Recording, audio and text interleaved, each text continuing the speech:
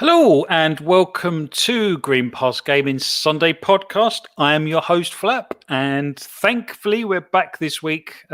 Apologies for having to cancel last week. I was feeling pretty poorly, to be honest, and didn't really think I could probably deliver the show that you guys deserve. So made the difficult decision to cancel, and I had a test, and thankfully it wasn't COVID. So God knows what I picked up, but thankfully, back on the mend, back at it, and raring to go. So really excited for today's podcast. But before further ado, let's introduce all of the panel. So first and foremost, as always, Mr. Puxley, how are you, sir? Yes, good evening, and everyone else. I'm very well, thank you. As you say, it's a shame about last week. Believe it or not, end of January. It's only our second show of 2021, but I'd argue that there's been limited news this month, so I don't think we've missed out on too much. But there's a lot of stuff kind of slowly going through the groundwork now, going into February, so I'm really looking forward to starting to talk about all of this stuff in tonight's show.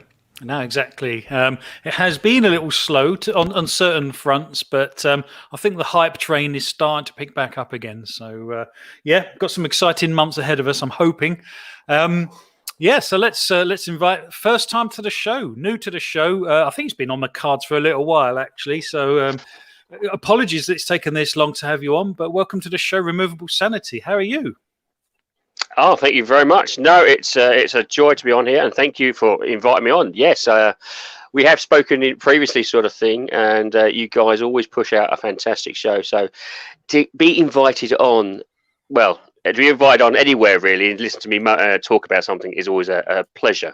So yes, I'm looking forward to the topics. And as you said, it's I think January is a bit of a slow month, but I think, as you said, we're going to start. The news is going to start ramping up. The hype is all going to start moving forward.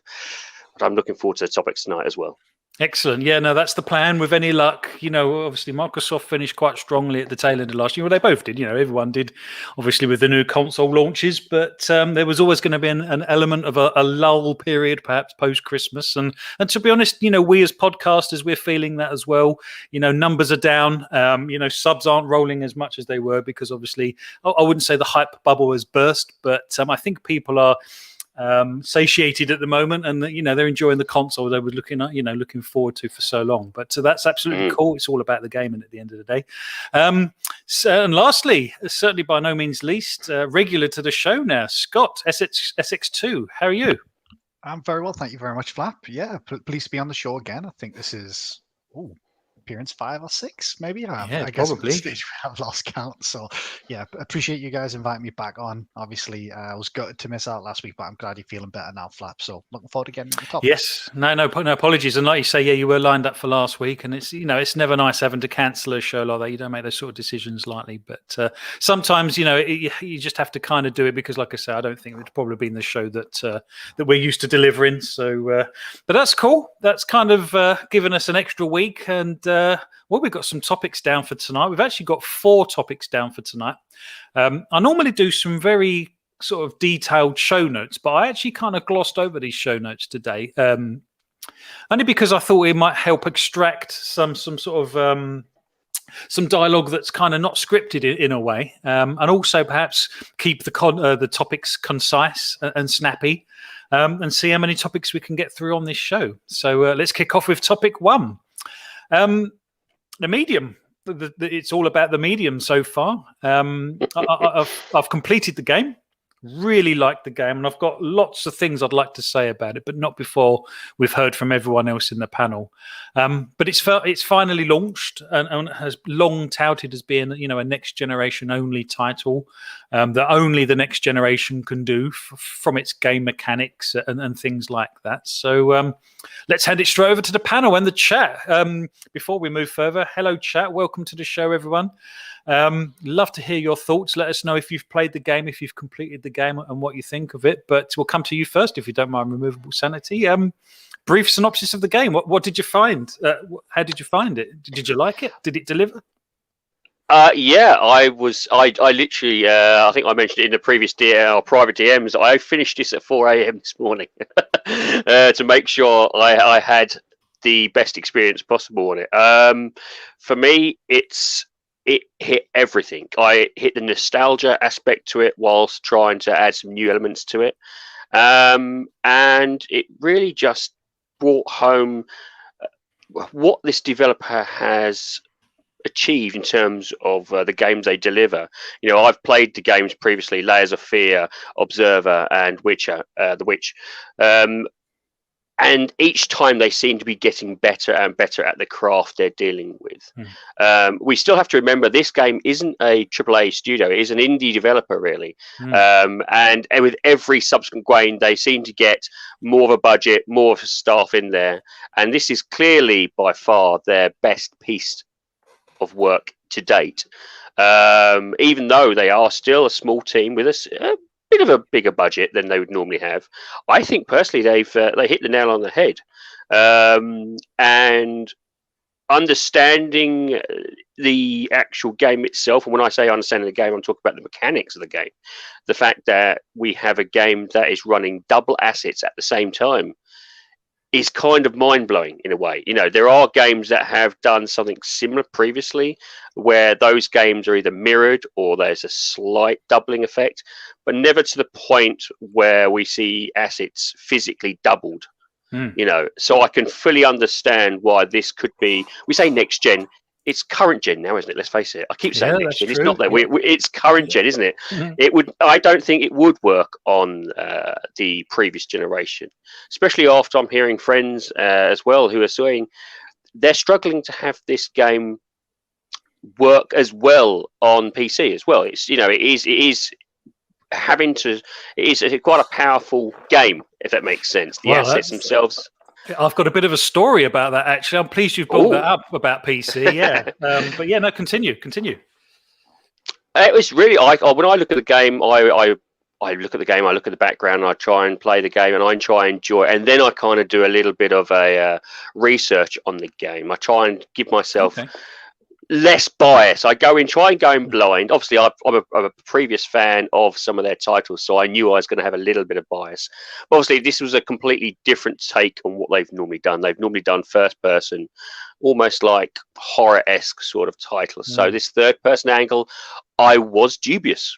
It's, when any developer decides to, I wouldn't say stray off the path they're known for, but delve into a different aspect, you kind of like hold your breath and think, let's see what they can accomplish. They kind of doubled down, didn't they? Because not only did they do third person, they did it rendered twice in two, separate maps on the same screen, which is really impressive. Yeah, they've gone from a first person to a third person, but not third person once. Not the problems of third person once, third person twice. Yeah, exactly. And the effects they can. In some cases, limited ray tracing effects on both elements at the same time. And everyone who knows a little bit about ray tracing, it is a system killer, even on a single aspect, let alone double aspect. So to me, it was. I can understand why some people are like, "Oh my god, there's a particular reason why it hits a certain frame rate or a certain visualization." To me, I'm just amazed that it's actually doing what it says. It didn't detract at all in terms of the story, the feeling, the gameplay, the fun I had with it. It just hit the nail on the head, and I loved it. I really did. It was just one of these things. I thought I was hesitant, but I think they pulled it out of the bag, at least for me. No, absolutely. And to be honest, like I said, I've got a little story to tell. I don't want to monologue, but perhaps like I say, we'll come to it. But this game actually taught me a little lesson, actually, and I'm quite pleased to share that with you. But let's go to you, Scott, first. And before we continue, I just, obviously some of us have completed. I think me and Removable Sanity have completed the game. Not everyone has, so this will be a spoiler-free discussion as best we can. It won't be a detail. If there's any spoilers coming up, it will only sort of be assumed, if you see what I mean. We won't be detailing anything, but hopefully we can steer that ship out of those waters. SX2, what did you make of the game? I know you've played it. You're about halfway through by the sounds of things. Does it meet your expectations? Yeah, that's right. I think I coming to it from a different perspective from Removable Sanity.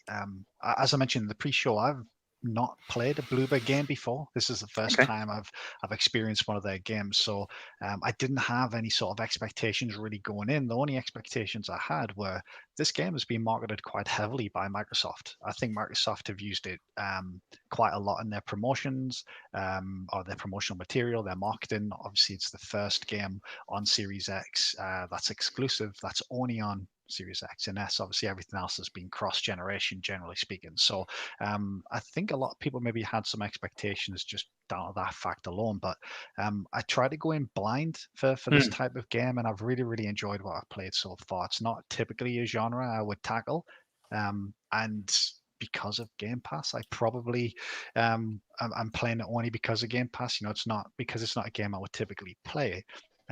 It's not something I would go out and spend. I think it's $50, 50 quid. It's a lot of money for a genre that you wouldn't typically play. It's a bit of a risk. So, but I'm really, really enjoying it so far, and I'm glad I decided to check it out. And again, as I mentioned in the pre-show, it's something that is making me think, oh, do I need to go back and check out Layers of Fear? Do I need to go back and check out Blair Witch? And I'll certainly be keeping an eye on what's next for Bloober. Yeah, you know what? I mean, I'm a big fan of Layers of Fear, the first one. The second one was okay, a little janky or a little crazy in places, in all honesty. Bloober have this sort of way of telling their stories, and they're not always easy to piece together. Let's put it that way.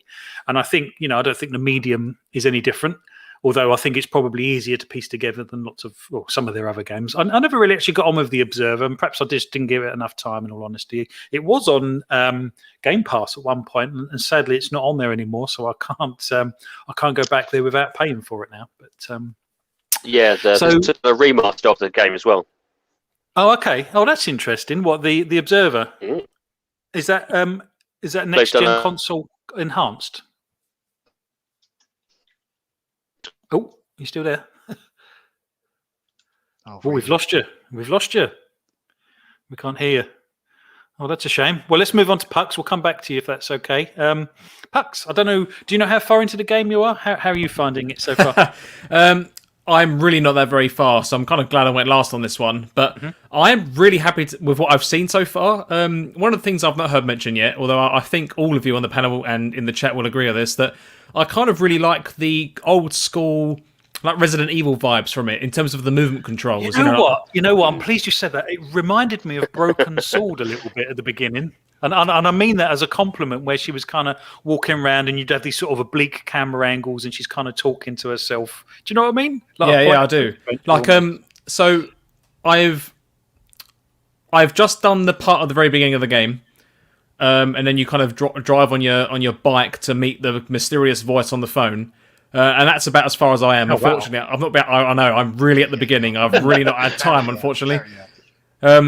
Very early, yeah. Even that tiny bit though, I'd seen all the footage for the last couple of months, regarding the split screen, seeing these two perspectives at the same time, and solving puzzles and running away from demons or whatever the hell it looks like on the release footage. But then when I saw it for real the first time at the beginning of the game, I was like, holy cow, this is actually rendered twice.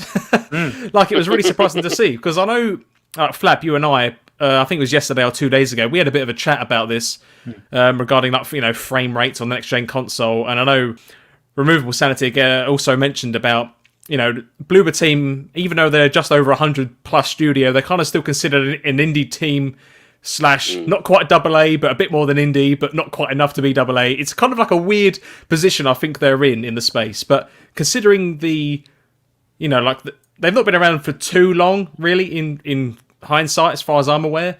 And, to be able to pull off something such as this, I mean, with such a small team as well, to render two different worlds at the same time, again, from a even just when you think from a technical perspective, just the graphics rendering, for example, that is a lot to do, because you're technically rendering two worlds twice on the same, on two separate kind of camera canvases, so to speak. Yeah. And then you're just splitting the screen in two. So you're almost rendering double the pixels, if that makes sense. But you're just kind of halving the colors in between. It's really impressive what they've been able to do here. I know you've got a few things to mention in regards to frame rate and PC versus Xbox. So I'll leave you to do that. But I'm really impressed with what I'm playing so far. And as I say, I really like the camera angles, like the old school Just out of Resident Evil interest, are you on the Xbox Series X? I am playing on the Series X, yes. Because I don't believe it's quite... I did do some looking up online, and I think a lot of people were saying some analysts through Google were saying that it stutters around 30 to 40 on console, whereas I believe PC, it does manage to reach 60. Yeah. But we had a bit of a chat about this the other day, and my perspective on this, I don't think it's a bad thing at all. I don't really notice it. It's not like it's a fast-paced game. I know there's a number of people out there that say they would notice it if it was a steady 60 compared to, say, 30 or 40. But if that, you might have more sensitive eyes, that's fair enough. But at least for me, I think it's perfectly playable the way it is. I don't think running at a lower frame rate than 60 is detrimental in any way to the experience that I get from it, because it's not a fast-paced game by any stretch. No, I completely agree. And to be honest, that sort of segues not neatly into my kind of spiel, shall we say, because I saw the Digital Foundry analysis, I think a day before it actually launched. And I was actually surprised to see it running at 30 frames a second, in all honesty. And I was thinking, that's a bit of a shame. I wonder if there'll be a patch coming along and things like that. Anyway.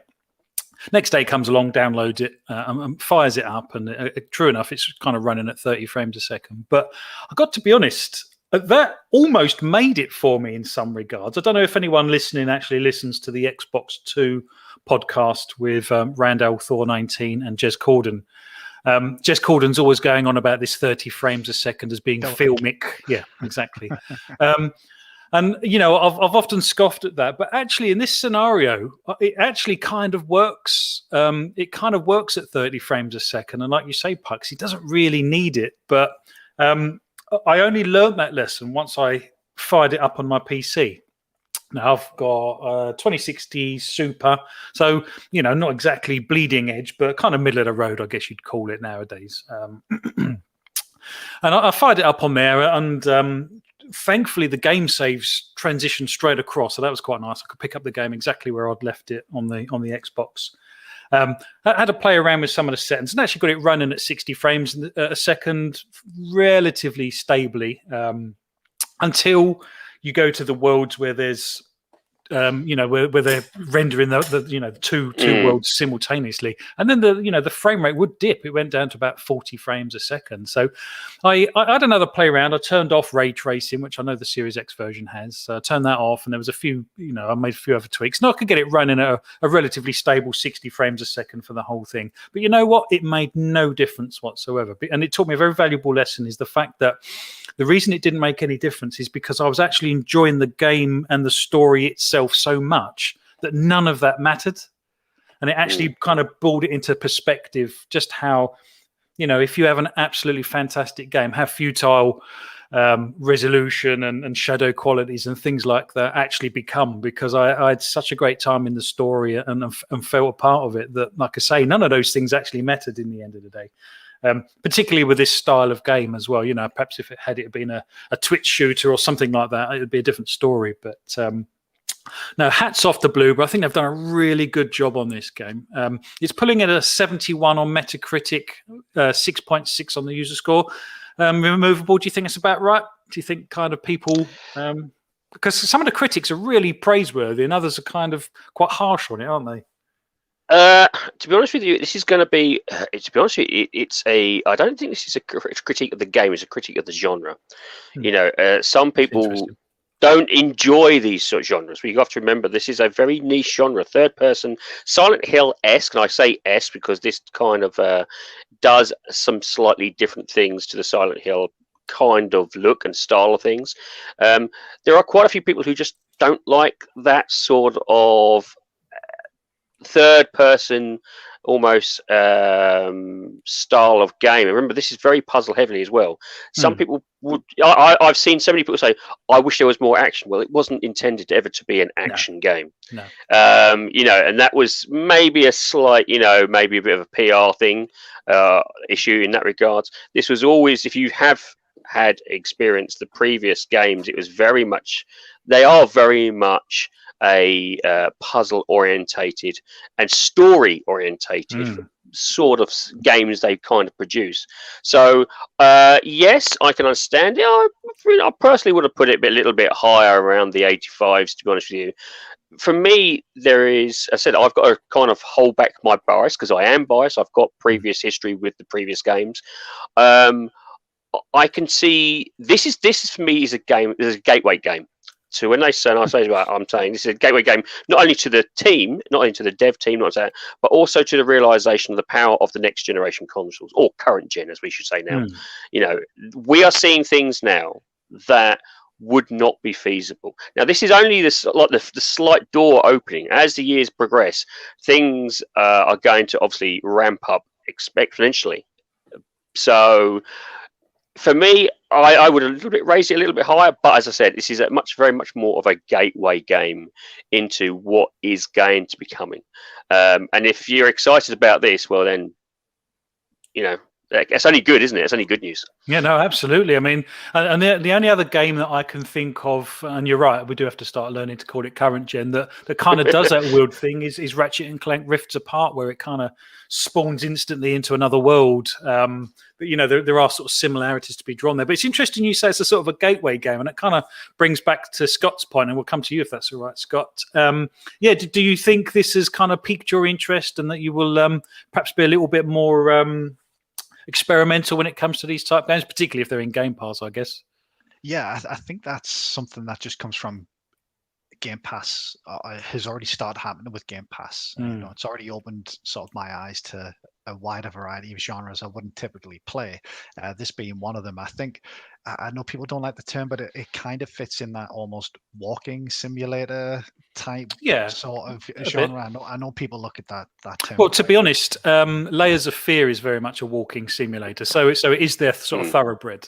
Yeah, it's kind of I kind of look at it when I describe it to someone. I kind of want to describe it almost as sort of an interactive visual novel in a way, you know, rather than, because I think Removable Sanity, you mentioned it there. You know, if you come into this game looking for action, well, that's not the type of game that you know you're going to get. And I think when you look at the review scores, you'll see some of them are sort of really high in the 9s, and then you'll see some of them sort of in the 4s and 5s. It's actually quite divisive, and I think it's a bit of a Marmite game, isn't it? Yeah, I think that comes down to the genre, though. I think if you look at if you don't like that type of game, you don't like that type of game. You know, I don't think there's really anything Bluebell will be able to do that could change your mind on that. But to go back to the original question, Flap, yeah, I absolutely. I think this type of game will hopefully open up people's eyes to this type of genre and Bloober as a developer. And I think Game Pass is going to be sort of instrumental in doing that for a lot of people. I think just in general, you've heard Phil Spencer in the past talk about how Game Pass subscribers buy more games, play more games. And I think part of that is because your eyes are almost open to things that you wouldn't typically play. Although slightly different games that I've played, maybe sort of similar-ish to this, that I wouldn't have played because of Game Pass, are things like Tell Me Why, What Remains of Edith Finch. Yes, games I like love that game. I would never have typically played, and they're sort of similar in a sense. They're kind of in that sort of storytelling, interactive world, rather than sort of being an FPS or anything like that. And I think this is a really good opportunity for people to experience a new type of game, and for Bluebird to sort of maybe take that next step. Hopefully, next time the next game that they take a crack at, they'll take confidence from this, or they'll have an even bigger budget. They'll be able to have a bigger team and sort of take their development to the next level. Yeah, you know what? It's quite strange, actually, because if you do play Layers of Fear, I think it went Layers of Fear Observation, Layers of Fear 2, is that correct? But you Removable Sanity says you can see the studio just improve game after game, and it's an absolute delight to see that. It really is. Are you were you familiar with the Bloober team, Pucks, before you played this? So my first experience of a Bloober Team game was actually Blair Witch, which I played on Game Pass PC for the first time. Oh, sorry, yes, we've got Blair Witch in there as well, haven't we? Of course. That was my first experience of Bloober, and I think both Removable Sanity and Scott have nailed it on the head, I think, in that, given the genre that it's in, and, well, I've got a few things I want to talk about here, I guess, but to quickly answer your question, my first experience was, as I just said, Blair Witch. I do actually have Layers of Fear Okay, it's going to sound a bit odd, but I have Twitch Prime. I get I claim the free games on there. I claim the free games on Epic Store.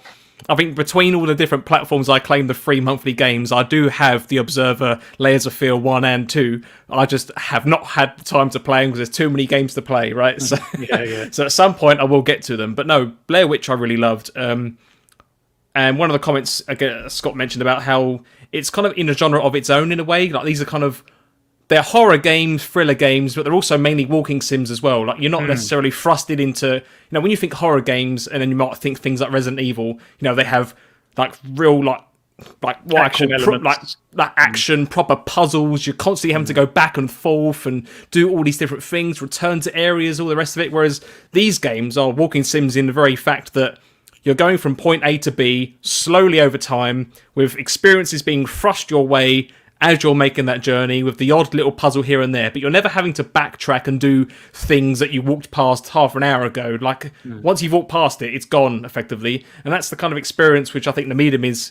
Again, I've got limited exposure to it, but from what I'm hearing from you guys and from what I've seen and read and watched, this is very much the same experience. And I'm a bit disappointed to hear the divisiveness of the review scores in a way, because I think there's a lot of... I know there's a lot of... People can make a lot of comments about why you dislike and like, the big mainstream media and their review strategies and tactics, I guess. But I think a lot, like the way that these games have done by Bloober Team specifically, I think are, and Scott's touched on this as well, about, they are very much in a genre of their own. There's no other game quite like them. And I think the reason they're so divisive in terms of how they're viewed is because there's no other game to really compare it to apart from the other Bloober games. And they're all kind of unique in their own right. So I don't think... I do find it disappointing to see that, I like to see the ones that say it was really good because of XYZ, but then I find it disappointing to then read the negative reviews which say it needed more oomph, it needed more of this, it needed more action, as you say. And it's just like, well, but that's not what these developers want. That's not the story they wanted to tell. Yeah, I agree. And I think there's a lot of... I don't know, you hear a lot of critics on Twitter and stuff of people saying that, if I could make this game, I would have done this, it would have been 10 times better. And it's like, well, probably not, to be honest, because these guys know what they're doing. They've got enough experience in the game now. And I think I like to see a developer do what they want to do and not try to fit what they think the people want, if that makes sense. Because I think the overall thing is, generally you hear that people don't really know what they want until you show them. Yeah, absolutely. If you get what I mean. I quite like that they've stuck to their guns, made this game what they wanted to do, and just let people enjoy it. And I think in a way, the divisiveness creates discussion, like we're doing right now. And if anything, I want to encourage people to play it, because what do you think for yourself? For one thing, of the game, and two, it helps support them. So it's a win-win in a way. Don't you think? No, I absolutely agree. And to be honest, there's some good chat going on as well that kind of backs that up. Where are we with the chat? I've got 2 comments here from Indie Gamer from earlier. First comment from Indie Gamer was that I've heard optimization is a little off regarding the PC and not yielding what you should get out of it. And not yielding what you should get out of it for the PC you have. So it sounds like, maybe this is similar to Xbox as well, that, it's still early days. There's going to be patches, there's going to be optimizations. I think, a lot of these developers are probably still trying to get to grips with the SDKs for the console as well. So there's definitely lots of room for improvement.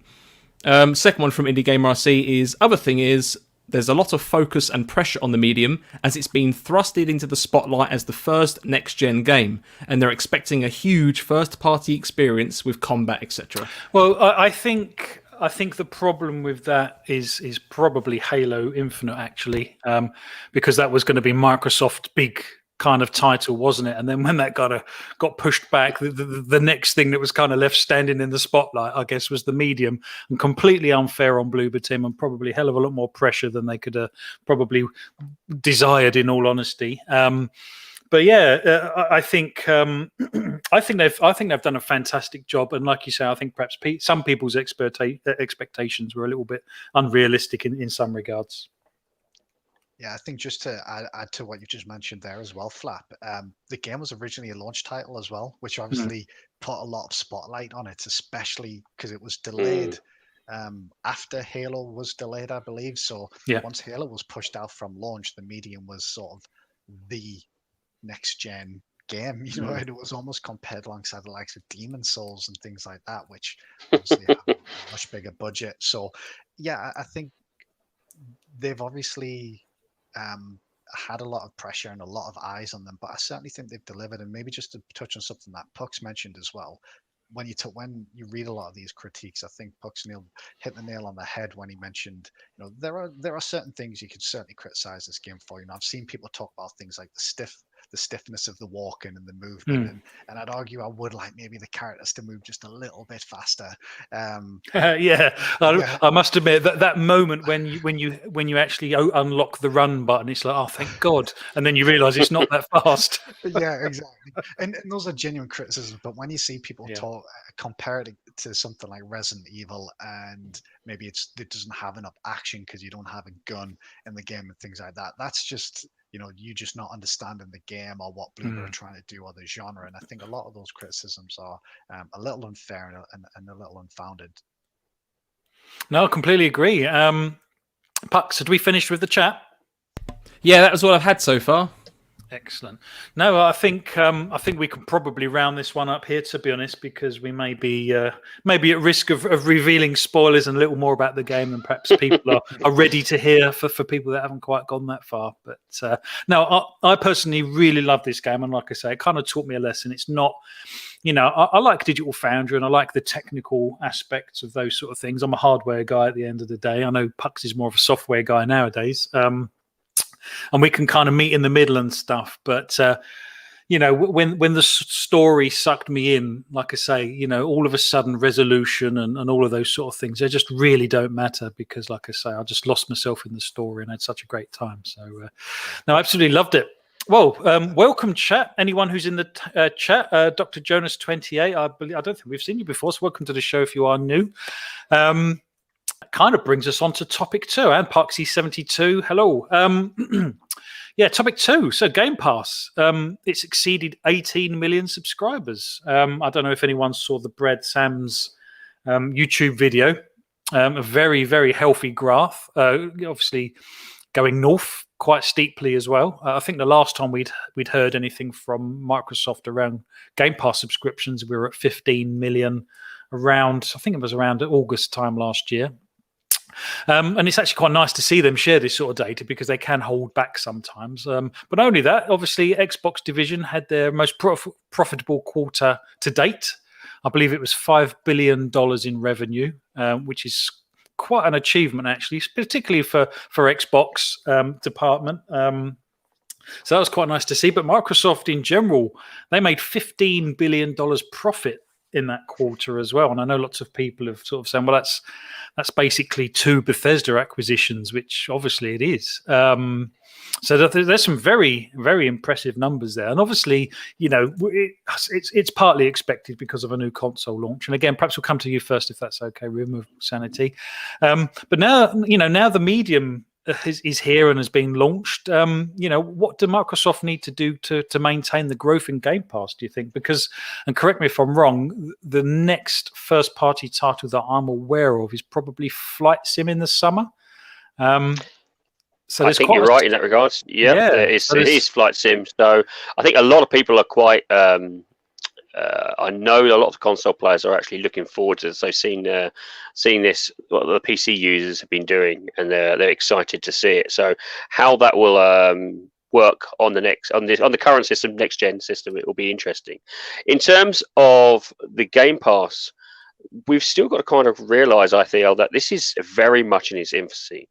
Whilst the growth and numbers are doing well, I suspect this is probably a drop into the ocean of where they would like to see these numbers actually be. For me, I've always kind of seen Game Pass as Microsoft is kind of leading the way, and the other companies are watching it carefully to see if this sort of element works well. Now, obviously, the numbers are absolutely helping this whatsoever. And in order to keep this growth, they're going to have to obviously ensure that the Game Pass itself is consistently improving, consistently providing games that people wish to play, which I don't think, to be honest with you, I think they're doing really well. I think there isn't, if you look at the current games that are on the system right now, you'd be hard pushed not to find something you want to play, without a doubt. There is something that's like, oh, wow.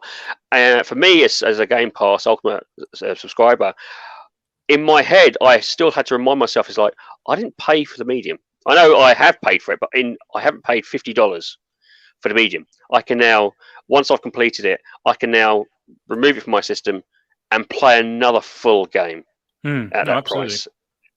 And I'm still catching myself. Oh, really? I'm still catching myself in this unawares.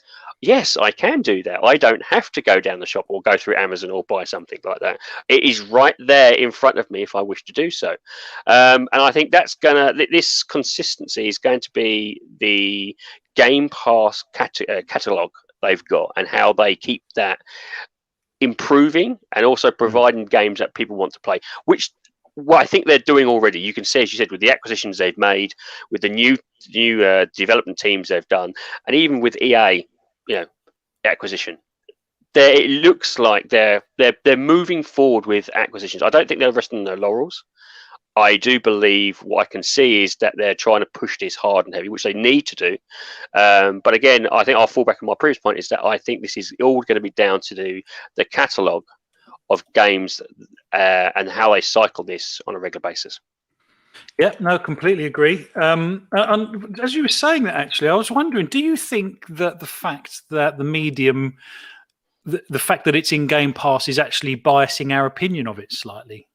Because I popped on the Epic Store earlier, and I was actually really surprised because a little thumbnail of the medium popped up, £35 British. And I'm thinking, blimey, I've literally just completed this game for a free in inverted commas.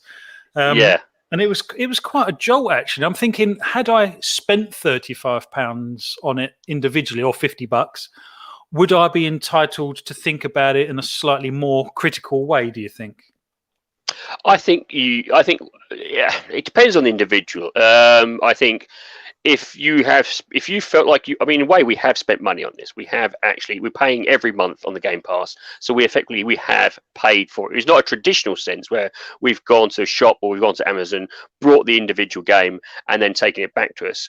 I think you're right. There is maybe that we are slightly biased because it is a game that we've just effectively played for nothing. I know it's not that's not the case, but it feels like it in some cases.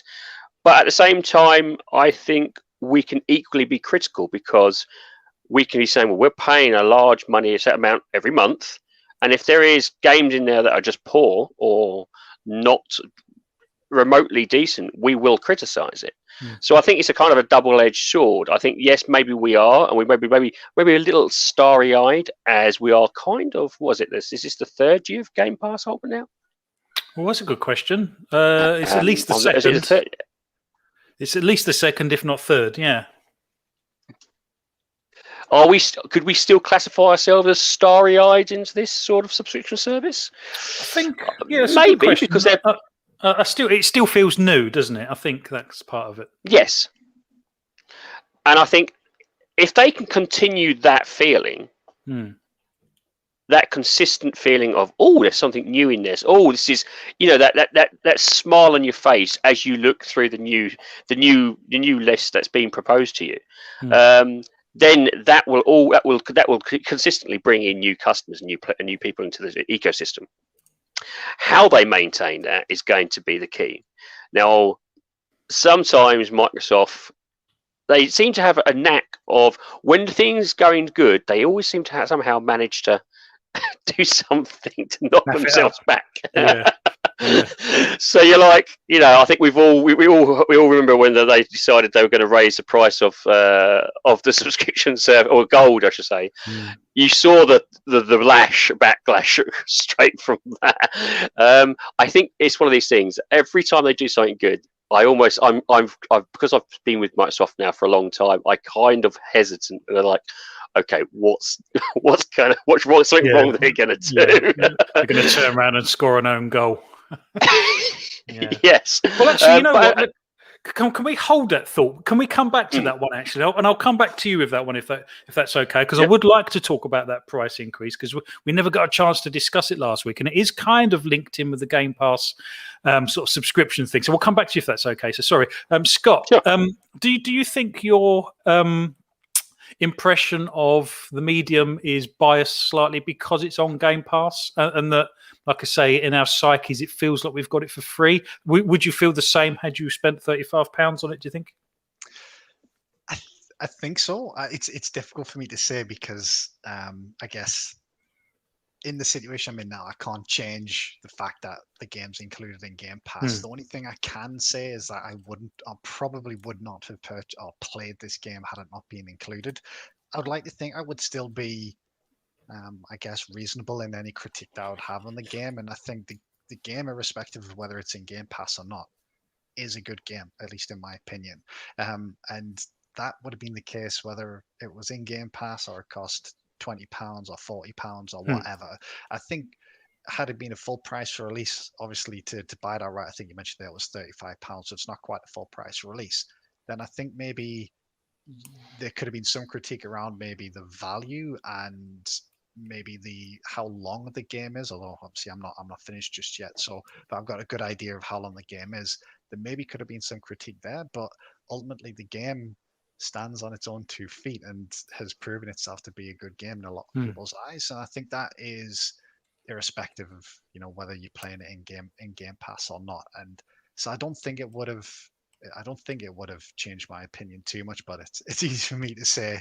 Yeah, fair enough. It is included in there, but I'd like to think I wouldn't change my opinion too much, because like I say, the game is the game, regardless of how I played it or how I acquired it, and it certainly has proved to be a good game. But like I say, the only thing I can really say is I wouldn't have played it otherwise, and I think that's sort of testament to what Game Pass can do for a lot of people. Yeah, no, and to be honest, back to the original point as well. It seems like between now and summer seems like an eternity. What will Microsoft do? In your opinion, do you think to keep the Game Pass hype and ball rolling? It's all about content, isn't it? I think it was going to be part of last week's show, if I remember correctly. Microsoft recently put out an Xbox Wire article out detailing, I think it was 31 games. Yeah, that were. I mean, the article said exclusively to Xbox, but they included things like Psychonauts 2 and stuff in there, which aren't strictly exclusive. Obviously, they come to Game Pass day one, but it is just all about content. And I think between now and the summer, it's obviously a long time, particularly for first-party releases. I think COVID's obviously had a massive impact on maybe the particularly, well, obviously late 2020 and early 2021, and we'll probably continue to see delays throughout this year as we start fully realizing the impact COVID's had on developers' ability to get a game out. Longer term, it is just about having regular content, and the easiest way that they're going to do that is through first-party acquisitions. I mean, they've got, is it 20? It's between 23 and 26 studios. I can't remember which number it is these days. And I know that translates to about 30 odd teams that they've got working on multiple games. Yeah. But if they're in a position where they're wanting to release a game from first party each month to keep people subscribed, then they probably still, and this will probably come on to our next topic, but they'll probably still need to increase the number of developers they've got in their first party repertoire, I guess, just to make sure they've got a regular release of content coming out. And that's ultimately what's going to keep people coming back. I think one thing to maybe mention, and this kind of touches on the conversation you just had with Removable there about, are we still sort of in the early phase? And I think Game Pass has been around since about 2017. But it was it mid 2018? Was it sort of E3 2018 when they announced that first party games were coming in day and date? Crikey, was it that long ago? Wow. I think so. So we're coming up to 2.5, 3 years now. So 3 years, I mean, it is a long time, but in game development, it's not even the full cycle of a game. Halo Infinite's going to have been in development for 6 years by the time that comes out.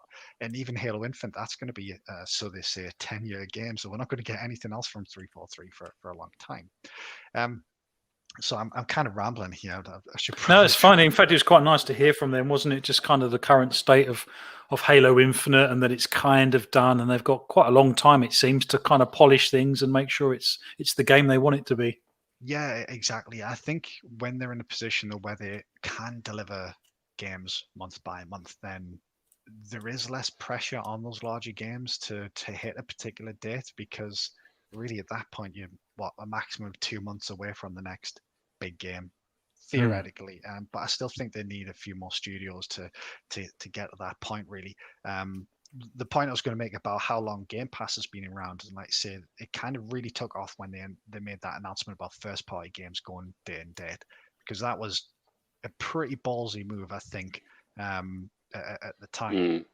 But we're still in that period at the moment where a lot of people are still on those £1 or $1 deals where people subscribed. I mean, I signed up to Game Pass Ultimate for 3 years for, it was about 100 quid. I got 3 years of Right, Xbox Live nice. Gold. I upgraded for £1. I think a lot of people took advantage of that.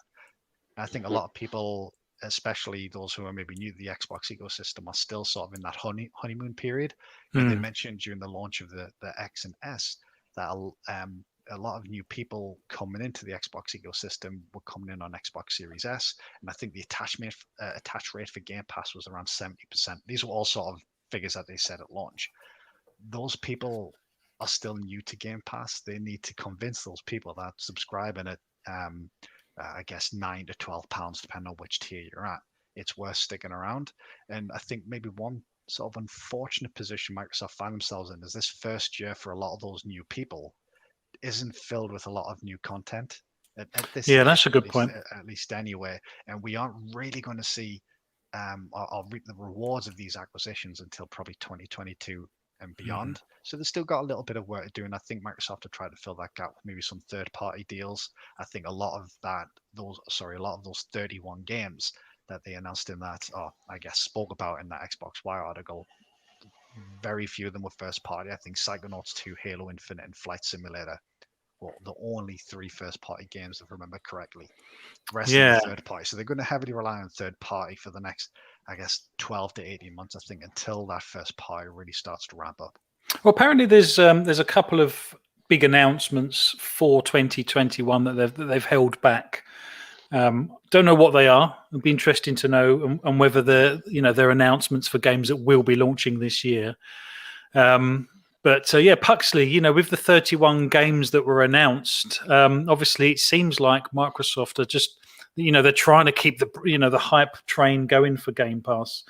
With E3, Microsoft have already said they're not going to do any in-person sort of presentations this year until at least July, I believe their statement was. So obviously they're not going to be at E3. They've already revealed, quite a big hand, of 31 games coming this year. How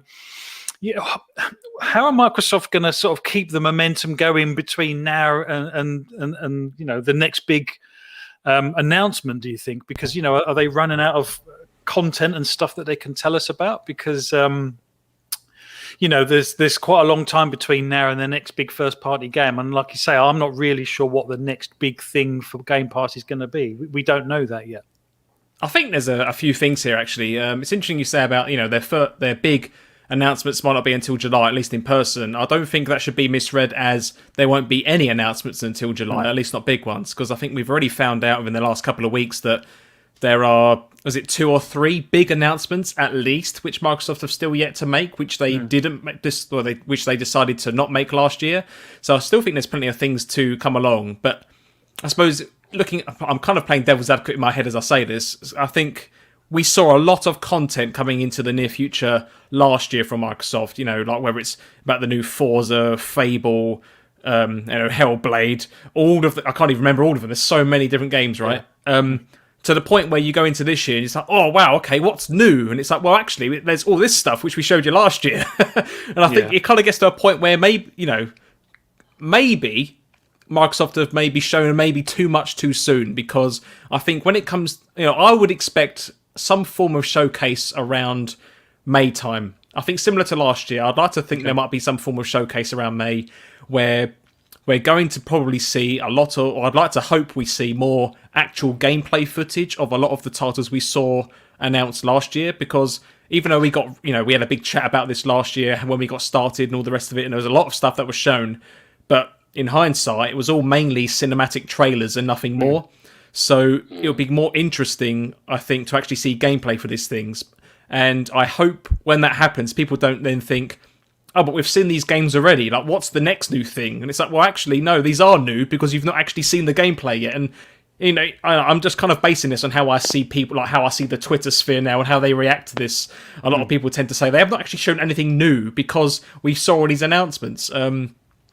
So maybe they've revealed their hand maybe a bit too soon, but then, it then kind of goes back to, at the time, Microsoft probably felt the need to do that because they were fighting an uphill battle against PlayStation at the time. It's that race to launch, right? Yeah. And regarding the, the current 18 million subs for Game Pass, I mean, it was about mid-late last year we heard that there was 15 million. And I think there might be a lot of people currently thinking that, a 3 million plus increase in that amount of time might not seem like a big deal, given how long it's taken to get 15. But I think the opposite is also true. And I think the main reason why that's not maybe as high as people might have hoped is mainly due to the lack of systems being sold, for the sole fact that you can't buy them because of a lack of availability. Because I think that big 3 million push, I'd like to think, has come from, all of these new people jumping on the Xbox bandwagon, hearing all of these great things about Game Pass and what it has to offer for the price that you pay, and absolutely loving it. And of course, friends, people get it, recommend it to their friends who have then, swapped sides to Xbox, so to speak. And I think it's just because not many people are able to get a hold of a console, which is why that number's maybe not much higher than it is. I'd like to think that once we get out of this slump of, hardware being hard to find, and you can go into any shop on the high street or wherever else and just, buy a 10 if you wanted to. I'd like to think at that point, if people do jump on the Xbox bandwagon, as Microsoft are trying to push, I'd like to think that that number will rise. But then with that, as you say, I think Microsoft, maybe, I don't know, I'd argue maybe they don't need to do much more at the moment because, as I say, they've revealed their hand. We know what's to come. It's more just showing what's to come, as well as, and I think maybe the other side of the coin to try and help with that kind of lack of extra content is that you actually try to bring on games which have already been out for a while, but games which a lot of people may have well missed. I think maybe that could help sustain Game Pass whilst you then wait for these bigger titles. Does that make sense? It does, but as an Xbox gamer, the next thing that I'm excited for is Halo Infinite, which looks like it's going to be November, which is roughly 10 months away. Now, I appreciate that between now and then there will be some surprises. There will be stuff going into Game Pass that we're not currently aware of. But as we sit right now, and to be honest, this time last week, it was, I was really looking forward to the Medium, but we've got that now and I've completed it. So, if we're kind of moving from one sort of lamppost to the next, as it were, the next thing that I can see is Halo Infinite. And that seems like an incredibly long time away. Well, I've just seen an interesting comment by Indie Gamer, actually, and I agree with this, in that Game Pass has been a great showcase and platform for indie titles and small indie studios to showcase games similar to the Medium. I've got a comment here from Dr. Jonas28, who earlier said that if it wasn't for Game Pass, they never would have given the Medium a go, because they don't usually play games like that. And absolutely, I think this game is kind of testament to, because of Game Pass, you actually played it. I mean, would you have paid £35 for it otherwise?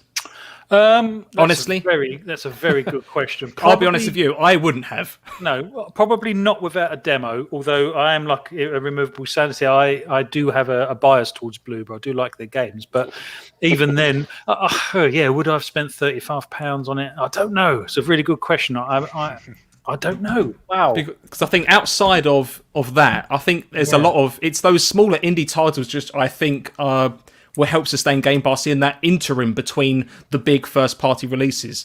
Because, for example, I mean, I got my Series X just before Christmas, and I've been really enjoying Assassin's Creed. And, big budget games like that, big AAAs, I mean, I've just about finished the game. I've got a few more little collectible things to do, but I've put in about 93 odd hours, or almost 100 hours into this game, in spare time, whenever else. That's a lot of time to play a game. And that means that I'm not playing anything else. So I don't think you want too many big titles to come out too soon, because not only are they going to be competing with each other, he then doesn't give people time to really enjoy them, because they might only play them for a bit and then go on to the next thing and then go on to the next thing. Whereas I think if you have this big staggered release, it gives time for you to enjoy these experiences, but at the same time, you also get to enjoy smaller titles. I've just seen SX2's commenting in the chat as well about an indie title called 12 Minutes. I know a number of people are looking forward to this. I'm looking forward to that. Yeah. It's not going to be a game you're going to be putting tens and tens and tens of hours into, but it's those smaller experiences which you can enjoy along the way to those big titles. Does that make sense? I think that would be a good way to kind of the question of can they sustain Game Pass. I think that is your answer, because it gives people time to experiment and experience things they otherwise wouldn't have even bothered to look at. Yeah, no, and to be honest, you know what? Much to my shame, I am probably guilty of being one of those sort of people. I do like indie games, and I like them sometimes for their size, because they're quite concise sometimes, and I like them because they're not convoluted in lots of ways, if you see what I mean. Unlike some big AAA, even AA games, there seems to be a lot of filler, whereas indie games are quite pure. And they're just about the gameplay or whatever the sort of narrative is, and I do like that. And I've had a bit like Scott, actually. I've had some really good time with games from Game Pass that I would probably never have necessarily played. I just think Microsoft perhaps need to give us a little bit more of a sort of a roadmap as to, even if it is for these indie titles over the next 2 to 3 months, of what it is we should be looking forward to. Well, maybe that. I mean, as I say, I'd like to envision some sort of announcement or showcase reel of stuff maybe around May time. I'd like to think that might be what you're after in a way, but hopefully we get something a bit sooner, but you never know. Yeah, no, that's fair enough. I have a comment I'd like to read out from the chat as well, that I've a question to us from Dragonwolf, who asks, do we think Microsoft are holding the real number back and releasing numbers to show continued growth, so that it may be actually 20 plus million, and in 3 months they say it's grown another 2 to 3 million? Yeah, it's a good question.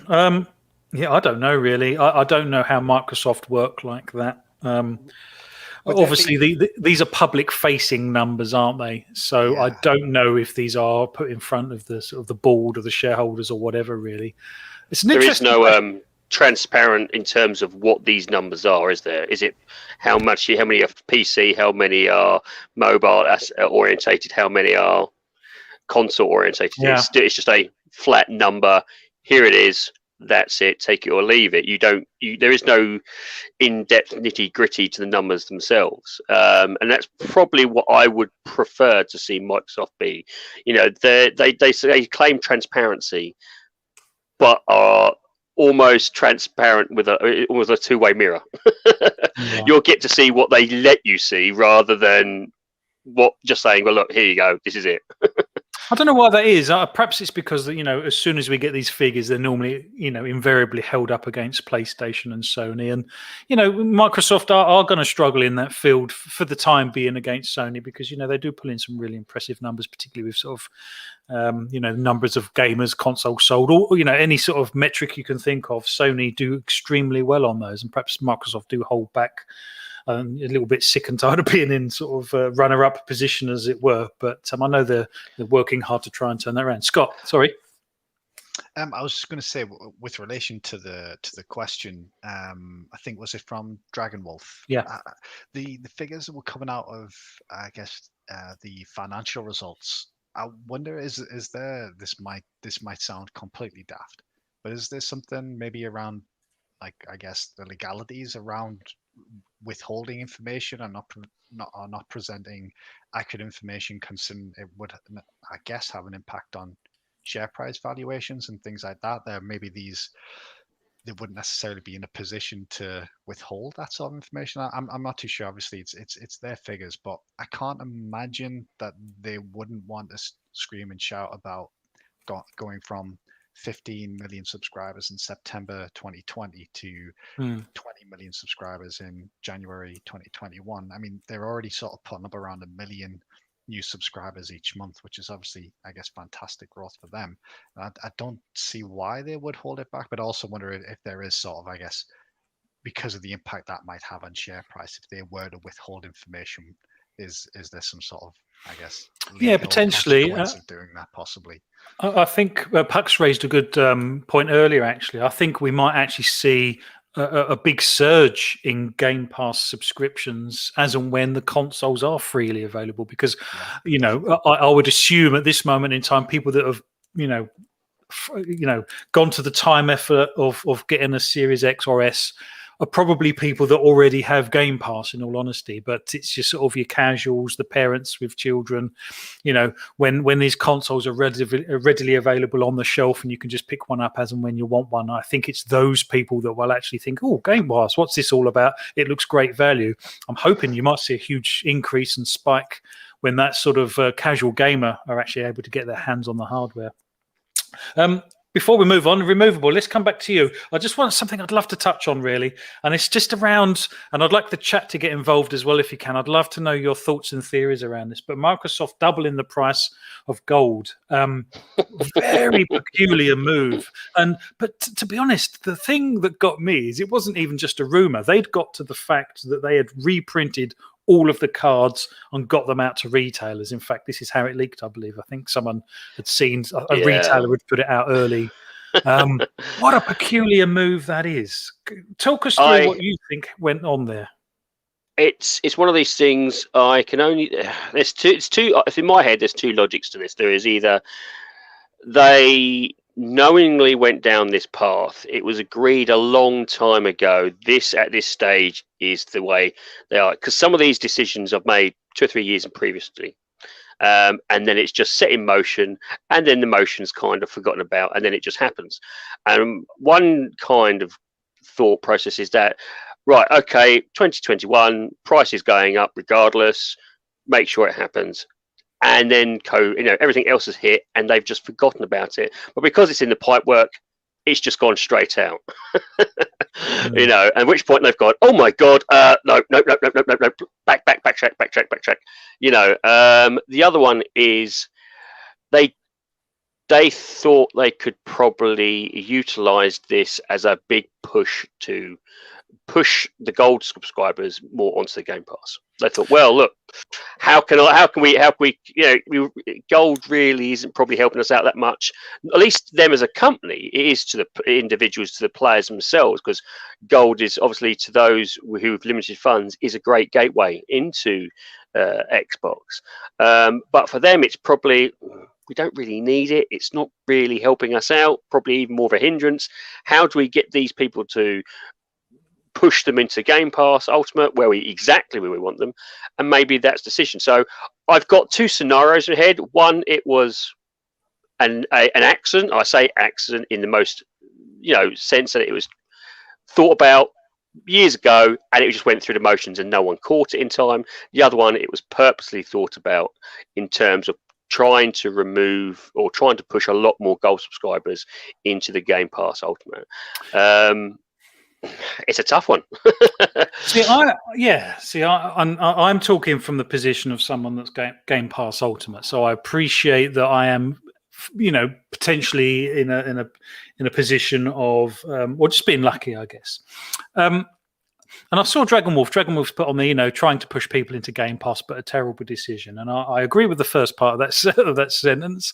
Yes, I absolutely think it was trying to push people into Game Pass. But was it a terrible decision? I don't know. I don't know if it's a terrible decision. They backed down straight away, didn't they? I mean, they backed down before these things had actually officially launched on the shop floors. So they really, did a 180 very, very quickly. But it just feels like, is this the tail wagging the dog? Because, out of all of the uproar, how many of those people are actually genuine gold subscribers? I mean, I could have thrown my hands in there and said, "Oh, this is bloody ridiculous." But to be honest, I'm already a Game Pass subscriber, so am I in a position to sort of say that that's a terrible decision? I don't know. It's an interesting one. I think this. You might be right. It might be right. It might have been someone hit a button a little while ago, and it just went through the motions, and then by the time it's actually due to land, things have changed. People think it's a bad idea. But I actually probably think it was more calculated about trying to get people pushed over to Game Pass. Is that a bad thing, though? I don't know. Because obviously, gold is part, you get gold as part of Game Pass. Is it a terrible decision? I think, to be honest with you, it's not a terrible decision for your general gamer, but where as gamers, we have many tiers which we don't probably realise. We've got those who can afford the top tier Game Pass Ultimate, and then those who struggle with funds. And Game for Gold is great value for them. In terms of, do you actually think it is for the struggling family who they get free games effectively with Games of Gold? Maybe not the games that we look at and go, well, I've had that for ages. But for the struggling family who's it's £20 is either that, the electricity, the food bill, or the or what's going to be next on the dinner, that is actually probably good value for them, because that means that keeps the kids occupied. It's another element they don't have to worry about. So for me, it's more of a case of those who are struggling. I think it's a benefit for the rest of us. We would go, well, it's just go move you towards Game Pass, which makes no sense. And we're in that kind of privileged position to say that, for those people who are on food banks. Yeah, no, absolutely. They don't have that option, and so Gold for them is probably a lifeline in terms of the entertainment for their children, and also entertainment for communication to their kids. They're probably spending a fortune as it is on the internet, so to have something that they can then use as Game Pass Gold, which they can speak to their mates across the board. Maybe they don't own a phone, and the Gold is their only aspect out. I mean, I don't know. I mean, I'm not in that position. I have friends who have been in that position, and they've always said to me they've found it much more value because of those aspects. They don't have to worry about that. The kids can actually communicate. The kids are getting free games. The kids are talking to their friends. Maybe not on their latest mode. They haven't got the latest gadget. They haven't got the latest thing. This is helpful for them. So that's how I saw it. I saw it as and you're right. It could be. Maybe it was a push to push these more people towards Game Pass Ultimate, but some people don't have that money to go jumping into the Game Pass Ultimate. We can, and we see the value of it. It's a valid point, and I was playing devil's advocate to a certain degree, and to be honest, 100% increase is ridiculous. I mean, even if it was a 20% increase, it would have seemed more reasonable, I suppose. I think the fact that it was such a huge, to double the cost, it just made it seem obvious that they were just trying to push people towards Game Pass. And as we know, Game Pass is a fantastic deal, but even the with the value that you get from Game Pass, like you say, not everyone can afford it, so that's fair enough. Don't get offended. This is going to happen. There is going to be price increments throughout the Game Pass life cycle. There is going to be increments through the Xbox life cycle. They haven't really, and again, I could be wrong on this, but I don't think they've changed the price for quite a while, have they? No, I don't think in terms of it's they haven't probably 4 or 5 years. Again, please, someone in the chat or on the panel, let me know if I'm talking from the proverbial backside there, but I don't think it's been a while, so everything's gone up slightly. No, it was a strange. So it makes sense.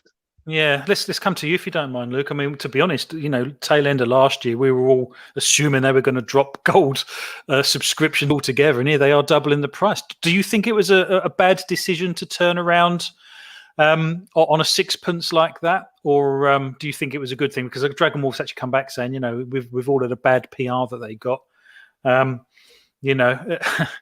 damage was kind of already done, I guess. But what's your take on it? It's bizarre. Just check, Flap. Do you mean myself or Pox? I think you said Luke. Say Luke. Sorry, I was reading Luke's comment at the time. I do apologise. No, you, Scott. Sorry. Yeah, so I've got to agree 100% with Dragon Wolf, and to be perfectly honest, I'd go one step further and say it's the worst decision Microsoft have made or Xbox have made since Phil Spencer took the reins. If I'm being perfectly honest. It's quite obvious that they were just trying to increase the value of Ultimate by increasing the price of Live Gold, which is completely the opposite way that they should be doing it, and also kind of goes against everything that they've been doing for the past 5 or 6 years. They've been trying to position themselves as like, and I know they're a corporation, they're a business, all they want is your money, but they've at least been trying to position themselves in the eyes of gamers that they are they're on our side. They're the pro-consumer company. We want you to be able to play cross-platform. We want you to be able to play anywhere. We don't want you to have to buy a new console if you don't want to. But play it on PC, play it on your phone. And all of a sudden they come out with this ridiculous decision, which I think the speed that they turned it around shows you that they realized they made a complete arse of it. It wasn't even something that I think they could ever have really got past if they hadn't reversed it so quickly, because it would have been actually, just going back to a point that Puck's made earlier on. He's talking about when these consoles are going to be out, or I guess more readily available in the future, and that's when Game Pass subscription should hopefully come up. But you're going to have to sell those consoles for those people to buy Game Pass, and if the narrative around your console, around the price of Xbox Live Gold and how that compares to the competition is so bad, then people aren't going to buy the console. You saw straight away within about 30 minutes of that announcement, people comparing the differences between Gold and PS Plus. And I know you want to discuss this actually, I guess later on the topic, but if you compare PS Plus games and games with Gold, we'll get onto that. But I think it's safe to say PS Plus offering is vastly superior to games with Gold and has been for some time. You've then got the decision that they've actually gone and rectified, I guess, of free-to-play games not requiring PS Plus on PlayStation, but requiring Gold on Xbox. And then you look at the Series S. Now, the Series S is their sort of Trojan horse. It's their way to get into someone's living room who maybe doesn't have the funds to pay for, I guess, the full fat console. Compare that against, I think it was Jeff Grubb actually. So I want to give credit to Jeff Grubb for making this tweet.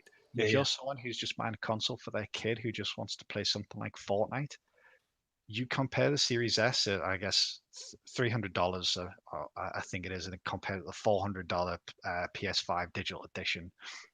The Series S with Xbox Live Gold was then $420 compared to PS Plus, which is $400 for obviously a vastly superior console with more storage. And you saw people making that comparison within 30 minutes of the announcement. People were comparing PS Plus PS Now being the same price as a year of just Gold. Obviously, PS Now isn't anywhere near as good as Game Pass, or at least in my opinion, as a service. But that comparison was being made, and when you talk about people's money in the middle of a global pandemic, they couldn't have timed it any worse. It generally was honestly the worst decision I think they've made under Phil Spencer, if I'm being perfectly honest. And I think you look at the speed that they I guess you turned on that message, shows that they realized that they did as well. No, I completely agree. It was a very peculiar moment in Xbox history, wasn't it? That I couldn't believe it when I saw the leak. I thought it was fake, because I think there was a photograph. I think there was a photograph of the card that you pick up in like a supermarket or whatever, and I just couldn't believe it. And then obviously, it landed, and Microsoft had kind of retracted. It was just bizarre. Puxley, I mean, what's your take on it? I mean, I'm guessing you feel the same. I mean, I personally think perhaps a good way to go for Microsoft would be to get rid of Gold, make online games free, but obviously you don't get the free games per month. That may be tempting to get people to jump ship. I don't know. Well, it's interesting you mentioned about the free things, because I believe that was another part of the announcement, wasn't it? And not only were they backtracking on the price increase, but all free-to-play games no longer required a Gold subscription to play. That's not being implemented until later this year, I believe, but you no longer need a Gold subscription to play Fortnite and Rocket League and whatever other free-to-play game there is, which I think, I mean, that's been too far along in the making. I mean, that is definitely good news to hear, but it shouldn't have taken this act for that to happen. Does it go far enough? Well, so, as both Mr. Sanity and Scott were talking, I had a quick Google to see what Mr. Gold... Sanity. Mr. Removable Sanity, yeah. I don't mind whatever you call me, honestly. That's quite nice, so I'm happy about it. I had a quick look at the Xbox Live Gold prices, at least for the UK, and you can't even get the 12-month anymore. And I remember seeing this, at least on the official Microsoft website, you can only get the 1 month Gold for every month for per 3 quarters, and they are $6.99 and $17.99 quarterly, respectively.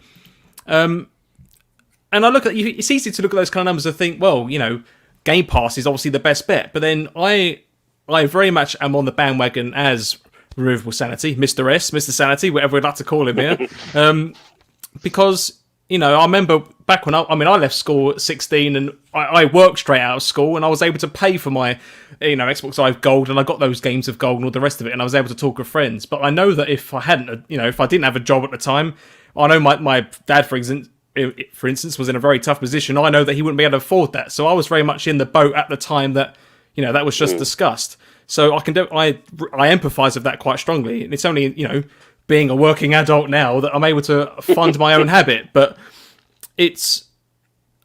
I think it's very important to remember that kind of thing. I think it's quite easy for corporations to forget actually who the main proportion of their audience probably are.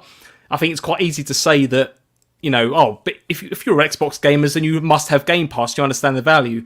Yes, that's true, but at the same time, the only people that I think are really on Game Pass are those which are not only hardcore gamers, but are very strong into the Xbox ecosystem. Whereas eventually, once these systems become more readily available, the same goes for PlayStation in terms of console availability, but once they're all readily available, your bulk of your system purchases are going to be the casuals and the medium level gamers, do you know what I mean? It's not going to be the hardcores.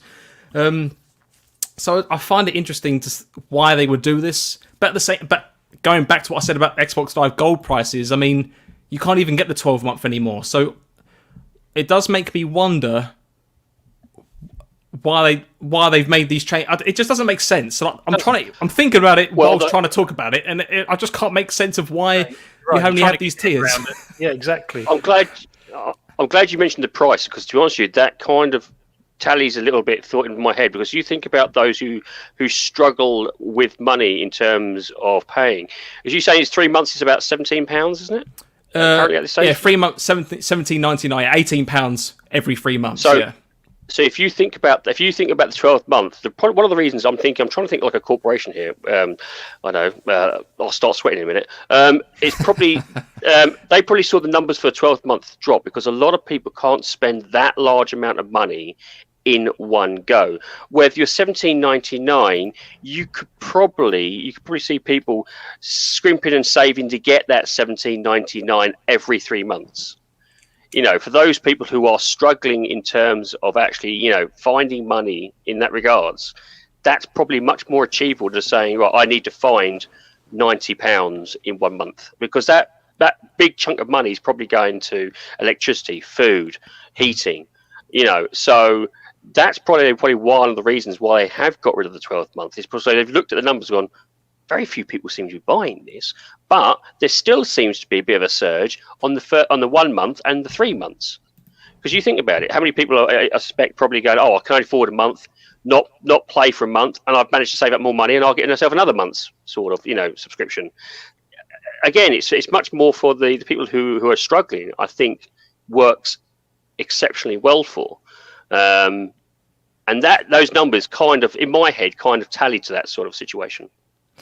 Well, it's interesting you say that, actually, 'cause you have just got me thinking about, not to ramble on, Flap, sorry, but it has got me wondering, because we've before, as these new systems were announced back in before November when they was released, obviously we heard about All Access, and I know there was a bit of to and fro how well that was rolled out, but there were a number of people which were successful to roll onto that. So I think, what's it for the Series S with your 24 months of Ultimate? It was it £20 a month or something over 2 years, and I think that's really good value, and I'm wondering if Sorry, again, I'm in my mindset of I'm talking as I'm thinking about it, and then I'm kind of second guessing myself as I'm talking about it. That's fine, go on. Like, that's really good value, I think, and I really hope that Microsoft do sort that out soon, because having experienced it in my past, at least, I do understand what it's like. I imagine loads of people do as well as in the chat. That it can be tough to fund the habit that you do so love dearly and all the rest of it. It makes you, it just makes you think that why can't Microsoft make a better? I know outside of hardware being available, I feel like there should be more emphasis on monthly subscriptions for like the console, and you pay this one, it's a bit more than your standard gold, but if you pay your £22 a month or £25 a month, not only are you going to get the console, but you're going to get the Ultimate for 2 years, and it's going to fund all of your big budget games that you're ever going to want to play for Xbox. That gets you sorted. It's a bit more a month. As you say, it helps with those struggling families. And it also puts a brand new console in your lap, and I don't feel that that's been pushed enough from Microsoft's part. No, I agree. I thought that was a very, very tempting offer, and like you say, it all seems to have died. But to be honest, they don't have the consoles to sell at the moment. So no, I appreciate that, but I'd argue that even can I- before that, I don't think they'll push too much. Can I just flash some figures on the screen? Yeah, sorry, go ahead. This is quite interesting, isn't it? So this is so in January they'd gained an extra 3 million Game Pass subscribers and an extra 2 Xbox Live Gold subscribers. The blue is Xbox non-Game Pass subscribers, and obviously the orange is Game Pass subscribers. And you can see why they want to convert the Xbox Live Gold subscriptions into Game Pass, because it's obviously more lucrative. But obviously, us as gamers, selfishly speaking, we gain because obviously things like the huge acquisitions that happen with Bethesda, it could happen again, and that's actually our third topic that we're kind of coming on to. But I just thought these were quite interesting statistics, and to be fair, I grabbed these from the Brad Sam's video, and I urge you to check it out. But I see those statistics, Flap, and Brad Sams is very, very good at what he does, so I don't want to question him too much. But I did think these figures here were maybe a little slightly misleading, because I think first of all they announced that there was 100 million active Xbox Live users on a monthly basis. We don't know the split of gold and non-gold in that 100 million, because you've got to remember that includes people on PC who obviously don't have exactly to pay for gold, or mobile. On mobile as well. Yeah, if you were playing Gears Pop on your phone, then you're in that figure. But also Game Pass doesn't necessarily mean you've got Xbox Live as well. So that 18 million, not all of those 18 million necessarily have gold or ultimate. They could just be Game Pass users. So it's not a case of 18% of Xbox Live users are Game Pass users, because it might be 15 million of them are Xbox Live users, but maybe the other 3 million aren't, for example. And there's obviously a massive crossover, but exactly. And I know VJ has always been very skeptical around numbers, particularly that Microsoft launched, but I think they're all in the game of manipulating numbers to their own end and being suitably vague about the numbers that are flashed up on the screen there. I mean, if you was Phil Spencer and to stick that down in front of Nadia, it would probably look quite good. Like you say, when you start drilling down and do a bit of data mining, and you find that actually, it's actually stayed the same. Although it looks different, it may have actually stayed the same. There is those elements, and it does kind of come back to what Dragon Wolf said earlier. But yes, they're the sort of numbers that have been banding around that people have kind of been getting excited about with regards Game Pass. And like you said earlier, Scott, that might be an accurate number, but what is the number made up of, I guess. But yeah, exactly. Okay, well, thank you for that. That was probably a bigger topic than I kind of had planned in my head, actually. And I hope everyone in the chat is still with us. If you've joined late, we did a big section on the Medium. If you want to hear that, and if you're enjoying the game, please go back and have a listen if you can on catch up or whatever. We all love the game, and I'll just be interested to see your thoughts and opinions perhaps in the chat section. So a bit of a shout out to the chat. Thank you, Indie Gamer. We've got Assassin Looper. My goodness me, Dragon Wolf, Pong Souls here. Great to have you. We need to get him on the show. Actually, Fun Speculation. Thanks for being in, Mysuko. Masked Mayhem. Oh my goodness, I'm scrolling up through the list. So many people. Thank you all so much for being here. It's always a pleasure, and we like seeing the regular people come in and throw some stuff in. Parksy's here. Let's move on to topic 3 if we can. And it kind of, it's kind of on the back of the previous one, really, to a certain degree. So there's been many rumors continuing, shall we say, around Microsoft making another huge Bethesda level acquisition, as it's been touted. I'm just wondering what we as a panel think about it, really. We'll come to you first, Scott, if you don't mind, and we'll go to Pax, and perhaps we'll leave Mr. Sanity till last on this one.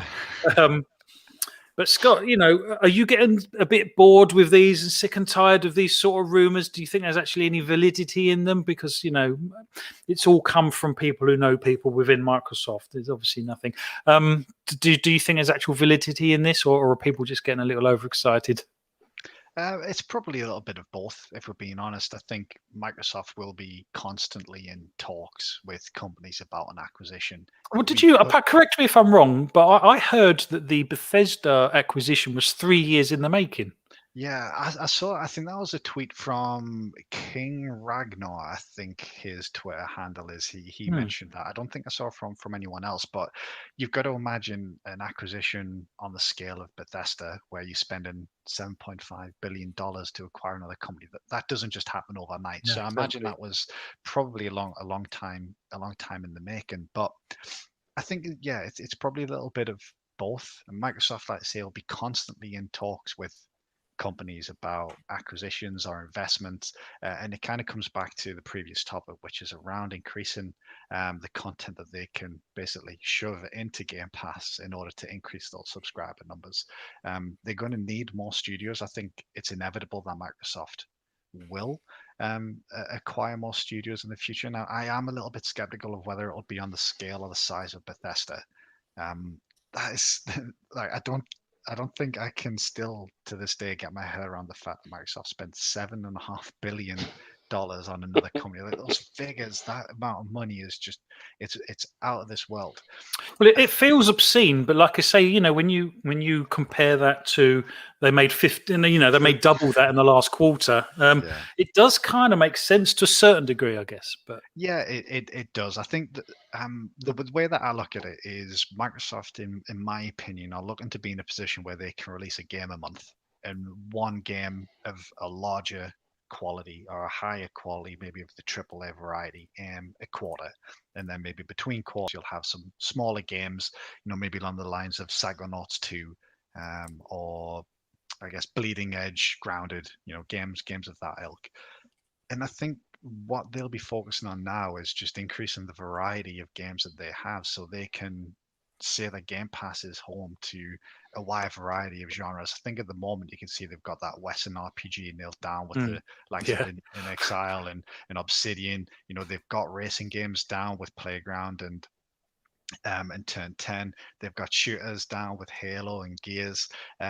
So I think they'll be a little bit more considered with their future acquisitions. And I personally would expect them to be a little bit on the smaller side, it's more similar to their acquisitions of the likes of Ninja Theory and Playground rather than the acquisition of a huge publisher the size of Bethesda. And I think it'll be targeted towards ensuring that they've got all genres covered in Game Pass. I think Phil Spencer himself has spoken in the past about not having maybe more, I guess, kid friendly or that type of game yeah. on their first party lineup.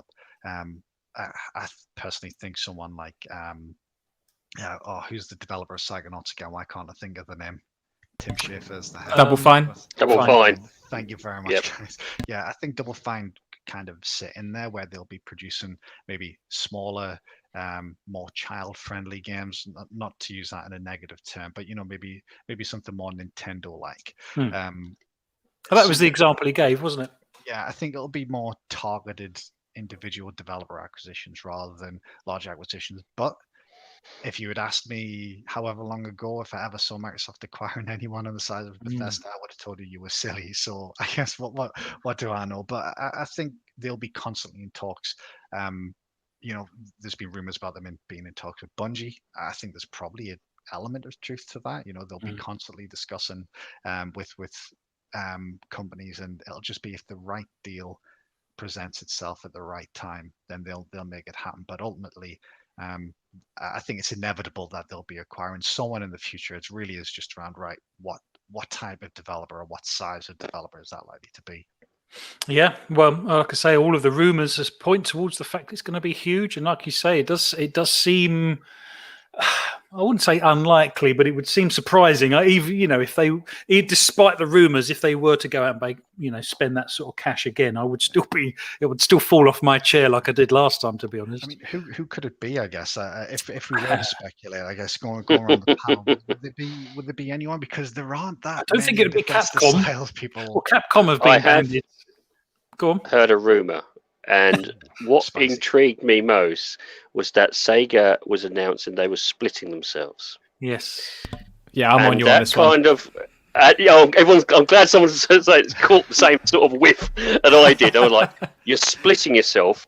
Why? And then I heard a little bit later, it's like, we're thinking about buying some more stuff. And I'm thinking, Oh, really? So my gut feeling is there. Now, this is conspiracy theory. This is not, I can't guarantee. So I'm not an insider, but it would make sense to me if you were Sega and you wanted to keep at least a large chunk of yourself, whilst at the same time getting a large chunk of money into your company, splitting yourself where you only got rid of maybe or part exchanged half of your, element would be the way to go. So in my head, I was like, well, they're splitting themselves so they can retain some things, but at the same time also be bought to a degree. And I was like, that's where I think maybe. This again, it's all conjecture in my head, but it seemed a little bit too. And again, it's probably not going to happen. But for me, it's like it all happened within the space of about a week. The two things were slightly announced at the same time. I'm like, I mean, I would kind of share that, but we've had these conversations with VJ, and he always seemed very doubtful whether Sega would put themselves up for sale or be in a position where they would be sold like that. That's it, because they've split themselves now, so they haven't actually put themselves up for sale. I agreed with VJ on this until the moment they've split themselves. Now, again, I don't know the intricacies of that split. But this could potentially help them retain, propriety aspects of themselves, whilst at the same time getting very much needed cash into the actual themselves. Yeah, no, I agree. Again, it's go on, sorry. No, go on. Again, it's one of those things. It just seemed, again, at tinfoil hat, it just seemed too good to be all happening at the same time. And I was like, Hang on a minute. I agree with VJ on this. I don't think Sega would ever want to fully lose control of themselves. But if you look at the sales and what they have been falling back on, it's been slowly diminishing over the years. And so this would make sense. I'm not saying it'll happen. Again, we don't know. But this could be. I'm trying to think like a corporation. I'm starting to sweat. How do you get money in whilst retaining your rights or propriety aspects to your company, and splitting and maybe getting rid of the least profitable aspect to it to a competitor is a way. Yeah, absolutely. Yeah, that's a very good point. Well, Pucks, let's come to you next then, because you actually alerted me to this, and I was really intrigued. And I've got to be honest, when I first heard it, the first thing I did was roll my eyes, because it's like, oh, for God's sake, not this again. Not because I don't want it to happen. It's because I do want it to happen. It's just that I can't see it happening. But like you say, perhaps the fact that Sega have split, which could, like you say, open up the door to be able to sell off a percentage or a part of the business that Microsoft are probably very well suited to running with. Pucks, Sega, do you think it could be Sega? I find it interesting that you say that you find it hard to believe, because as we've said multiple times, not just on this show, but other previous shows, we've all said that we never saw Microsoft buying Bethesda for that much money. Sega just sounds like a pipe dream, but since then, anything's almost possible, as people say. Yep. But then I remember, I think it was end of November, we was a part of a few shows, and we'd speaking to some people, just behind it. No, as you say, no insiders or anything else, but the rumour mill was that there was a big acquisition, and Sega's name kept popping up. And I think at the time, there was a lot of, again, chats on Twitter and all the rest of it. I think it kind of maybe felt like it was getting to the point of people were just saying, I hope it's Sega, just for the sake of giving it some traction, but actually it's got no real solid claims to it. It's just baseless noise in the mist, right? But now, I mean, I've just seen a comment here from Fun Speculation as well, who says that he saw an article that said that in Japan there is also a rumor going around that Sega's are being acquired by Microsoft. So it's not just Western news. This is actually going, at least by one person in the chat has mentioned it, and going by that alone, someone ticks that box for Microsoft as well, doesn't it? It gets them into that Japanese market for one thing. And I mean, I think one side, my thinking of the whole Sega thing is, especially as a kid, we're thinking of it in the mid late 90s or whatever, or even earlier than that, if you're older than me. I think, Sega were even bigger than Nintendo at the time. Do you know what I mean? But I think when you look at them, Sega and Nintendo now, for instance, I think Sega is very much a shadow of its former self. It's struggled for the last... I don't say struggled financially or anything, but in terms of just, getting its IP out there. Like, take Sonic the Hedgehog, for instance. Sonic the Hedgehog's probably the very first kind of iconic character I came to know and love as a kid. And growing up, I played all the games. But I think, after the Dreamcast and after the GameCube era, I think, again, a big IP like Sonic the Hedgehog kind of started to lose its way a bit in terms of the console gaming space. They experimented with quite a lot of different things, and it wasn't always successful, and there's always these different things they were trying, and at least from my perspective on the Sonic franchise, nothing seemed to stick or work on a global scale, whereas, Super Mario has obviously gone leaps and bounds every step of the way, with maybe a few missteps here and there, but people don't remember those. Don't forget Sega had their finger in a couple of pies because they were very, very big in the arcade market. So, that's why I find true. That's why I find it interesting that there's, it's now come to light they're splitting their assets, because even though America, here in the UK, you get a few places which have, like the Seaside here, for instance, you get, your amusement arcades and all the rest of it, and then maybe a few others in a shopping centre here and there. But always beating up House of the Dead in the corner, isn't there? Yeah, from like 1992 or something. but I still play it. Yeah, I always do. Yeah.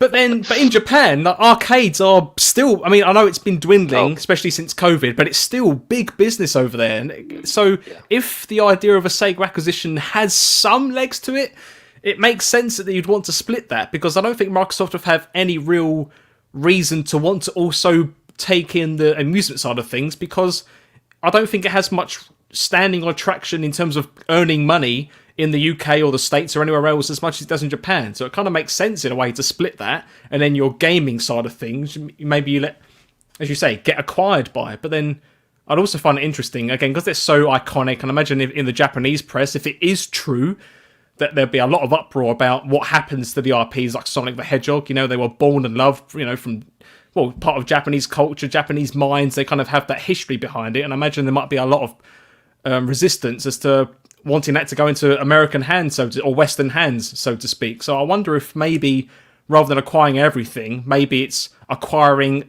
a level of creative control of the IP, if you understand what I mean. But maybe I'm going a bit too far. Maybe, or possibly, yeah. They're dealing with, maybe they'll have some say in the creative aspect, and they'll help out with the distribution, but they won't own the IP. As you said, it was just a split. It was like everyone's ears perked up when they heard the split was happening. It's like, why would you do it normally? Why? Exactly. As you say, it's all that chat. Go on, sorry. No, Luke raises a good point. Perhaps we are being hopeful, and that it would be Sega, and I think I would love to see Microsoft own that part. Perhaps that's something we can discuss next, actually. But if they were to buy Sega, and taking Luke Steele's comment into consideration, and to be honest, he does work in that kind of line of business, so take his comments seriously, I guess. It's not obviously finite, but it's a potential. Would it be good for the gaming industry for Microsoft to buy Sega? Is it something we want to happen? I guess as Xboxers we do, but as gamers, is it good for gaming in general? Anyone?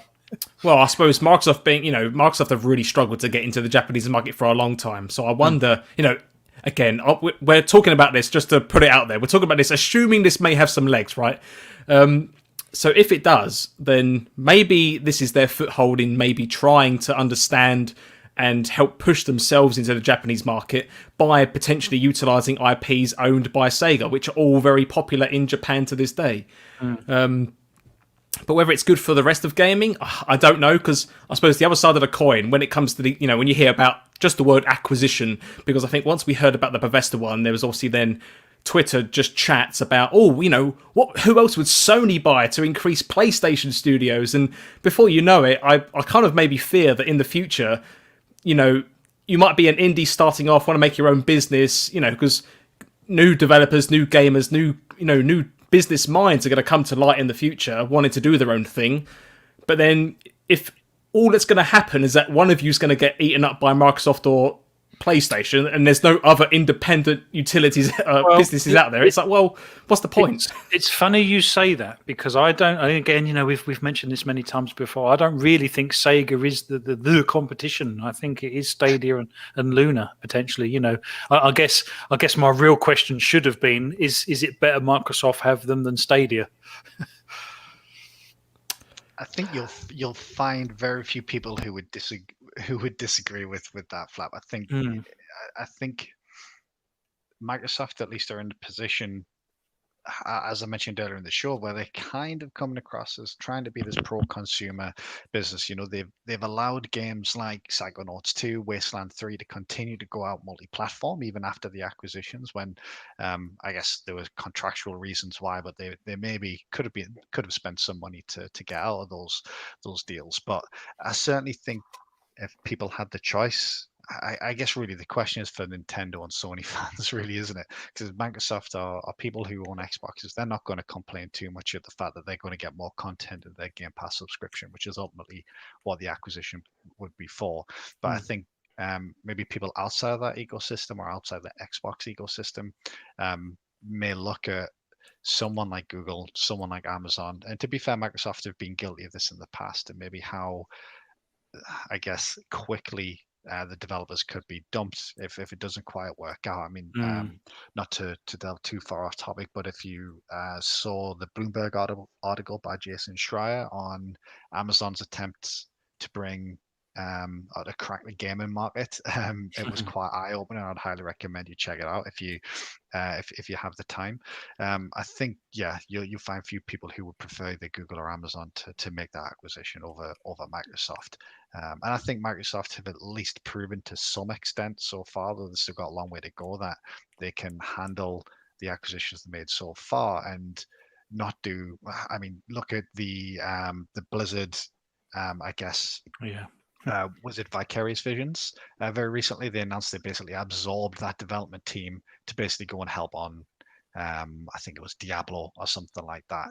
I think Microsoft, at least at the moment, have proven that they're not going to do something like that. They're not going to turn them into a support studio like someone like Activision Blizzard have done in the past. So, yeah, I think people would prefer was Microsoft. It's an interesting point because I can see Google have a vision for gaming. I don't think there's two ways about that. But I think Microsoft. I know they're a cold-hearted business at the end of the day. They all are. But I think Microsoft have much more invested in gaming than Google do at this moment in time. And I think that there is a potential that if Google were to buy Sega and it didn't work out, they would just drop them like a stone, I think. And I don't think anyone would want to see that. I don't think Microsoft would quite do that, in all honesty, because I don't think it would be in their benefit too. Whereas someone like Google, like you say, if it doesn't suit the bigger business, they would drop them like a stone. I think Microsoft have more of a commitment from the very top towards gaming, and they've obviously got a more stable platform and brand at this moment in time. But I guess I've got probably a bit more controversial view in this aspect then, because to be honest with you, I wouldn't want Microsoft to acquire Sega. Okay. If anything, and I'll try and coherently put my thoughts together on this one. I would prefer them to support or provide funds to Sega for them to do what they want. So they couldn't be acquired by any other company. So maybe they would, boost the company in some sort, or say, look, we're not going to take you over, but we're going to provide, we're going to, make a deal with you that, I don't know, you can just say, all your games will be first party to us, and then a year later they will come to different platforms. I would like to see them rather put funds into Sega so that it may continue to do what it feels like, continue to grow as itself, and also secure itself from other corporations willing to buy it out, effectively, rather than that be an acquisition. You're right. It's probably not going to be. Microsoft is less likely to be something like I'll say, EA, where they'll buy a developer, they don't like it, it's dead, it's gone. I'm not saying they will do that similar sort of thing, but I would prefer it to be that more collaborative rather than acquisition. Because I think Sega still has, it's still a name brand that everybody knows. Whether it's East or West. And I think maybe for me, the way I feel is that it's just fallen a little bit on hard times, and it needs a bit of support to get it back to where it was. And if it was, I don't think anyone would be, would be too onerous for that. And if Microsoft is the person to say, actually, we're going to support you, we're going to try and but we have an exclusivity deal with you. Maybe that's how they're going to try and play it. That would be what I would prefer rather than a full acquisition. It does make you wonder what Sega are missing at the moment, because they have lost their edge. And this is me personally speaking, and I'm more than happy for people to disagree with that. But gone are the heydays of Sega. I don't think many people. Oh yeah, would do. I love Sega. But me too. My God, am I a Sega fan? I mean, Pucks will tell you. Yeah, I mean, I was Sega through and through. From the very beginning, so when you think back at some of their sort of legacy, it's phenomenal, and to what they are now. And I know the original Sega doesn't exist like it did in those days, but it just makes you wonder what is missing from the Sega brands that would make them great again, and whether Microsoft would be able to give that to them. If it's just cash, then obviously Microsoft are probably in quite a good position to do that. If it's other things, particularly if it's developers from that side of the pond, as it were, then I don't know if Microsoft are going to be tempting proposition for people that are going to work like that, if that makes any sense. Pucks, what's your take on Microsoft acquiring Sega? Well, I think I've already said my point, haven't I? Do I think? I mean, I've just seen some things in the chat. I kind of reflect with it as well, and a lot of people seem to say, I see some things here from Assassin Looper and Fun Speculation, both saying that I think Xbox and Sega have a good working relationship as is. As well, Fun Speculation says it runs deep in the history of gaming, and they would want to take advantage of that somehow. I think that's very true. But that's the bit it's the somehow bit that I struggle with. How? Do you know what I mean? Would you not try to revitalise Sega IPs which have been laying dormant for a long time? It's a good point. Give us some examples. Like what? Well, oh god. Jet Set Radio. Jet Set Radio. Okay, yeah. So sort of single player. Yeah, no, single player. I mean, Jet Set Radio was on the Xbox, the original Xbox. Is that correct? Yeah, it was a big Dreamcast game as well, I think, wasn't it? Dreamcast. Yeah, it was on Dreamcast. But so there was sort of either the sequel or the remaster that was then brought out on the original Xbox. Yeah. Look at Shenmue. You can see people still want that. Look at the fundraising they got for that. Shenmue 3. Yeah, no, exactly. I loved Shenmue 1 and 2. I've still got them from a Dreamcast. I personally would love to see a Choo Choo Rocket come back as well. I loved that game back in the day on the Dreamcast. But Looper's put a good, interesting point, and perhaps it's a little segue. It might be a good way to close the show, actually, because we are coming up to kind of 2 hours. Assassin Looper's put Nights into Dreams. Just on that note, has anyone downloaded the Balan Wonderworld demo? Yes, I have. My God, and I don't think my God, it feels very similar to Nights into Dreams. And you know what? When you're collecting the gems, it even makes the identical sound. That little sound bite that they used is absolutely identical. It's a bit of a bizarre game, isn't it?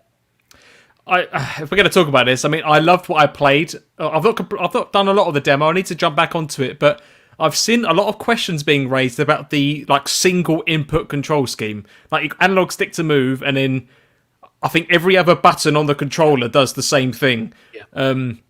Apart from your left and right bumpers, which change what costume you have enabled. I found it strange at first. Because I'm kind of, when it comes to platformers, especially more modern ones, I'm personally used to maybe having a button which helps you do like a sort of dash or a long jump or a crouch or what I consider common move sets in a modern platformer. Yeah, I was going to say that's because you've evolved as a gamer, though, haven't you? But then that raises the question: are we going too far back into the late 90s of platformers, where maybe they don't quite sit as well in today's world of gaming? Do you get what I mean? No, I do. And to be honest, to be fair, I think you get to play one kind of world that's split in two, and there are some game mechanics, and it won't spoil it for anyone. But there are suits that you wear, and I think there's a bunny one that can kind of do a double jump, and there's a pig one that kind of flaps and floats a little bit. But it's like you say, it's all done from the one button. It's all combinations of the one. Don't get me wrong, graphically, and as you say, all the music and stuff wise, I think it looks and sounds fantastic. It took me straight back to Nights. It really did. I just wonder because I've seen a lot of comments about the single input scheme, and I enjoyed the game, the bit that I played of it, But it did make me question how it will work for the full title. I mean, obviously, I will play it when it comes out. It's coming to Game Pass. I'm going to try it. But yeah, I don't know. I'm hoping it doesn't hold it back. Well, to be honest with you, whilst some people may see that as a holdback to those who are have disabilities, this is a perfect game. That's a good point. This is a game ideally for them. They can enjoy something that they can is as you said, is a one joystick action, and that is perfect for a whole swathe of people which would normally struggle with a much more complicated control system.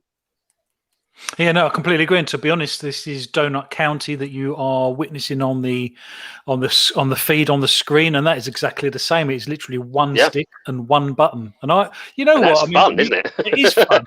I had so much fun playing this game because I did not have to use a single brain cell. It was just point and do. Yep. It was so much fun, and I really enjoyed it. And I got respect for it for that.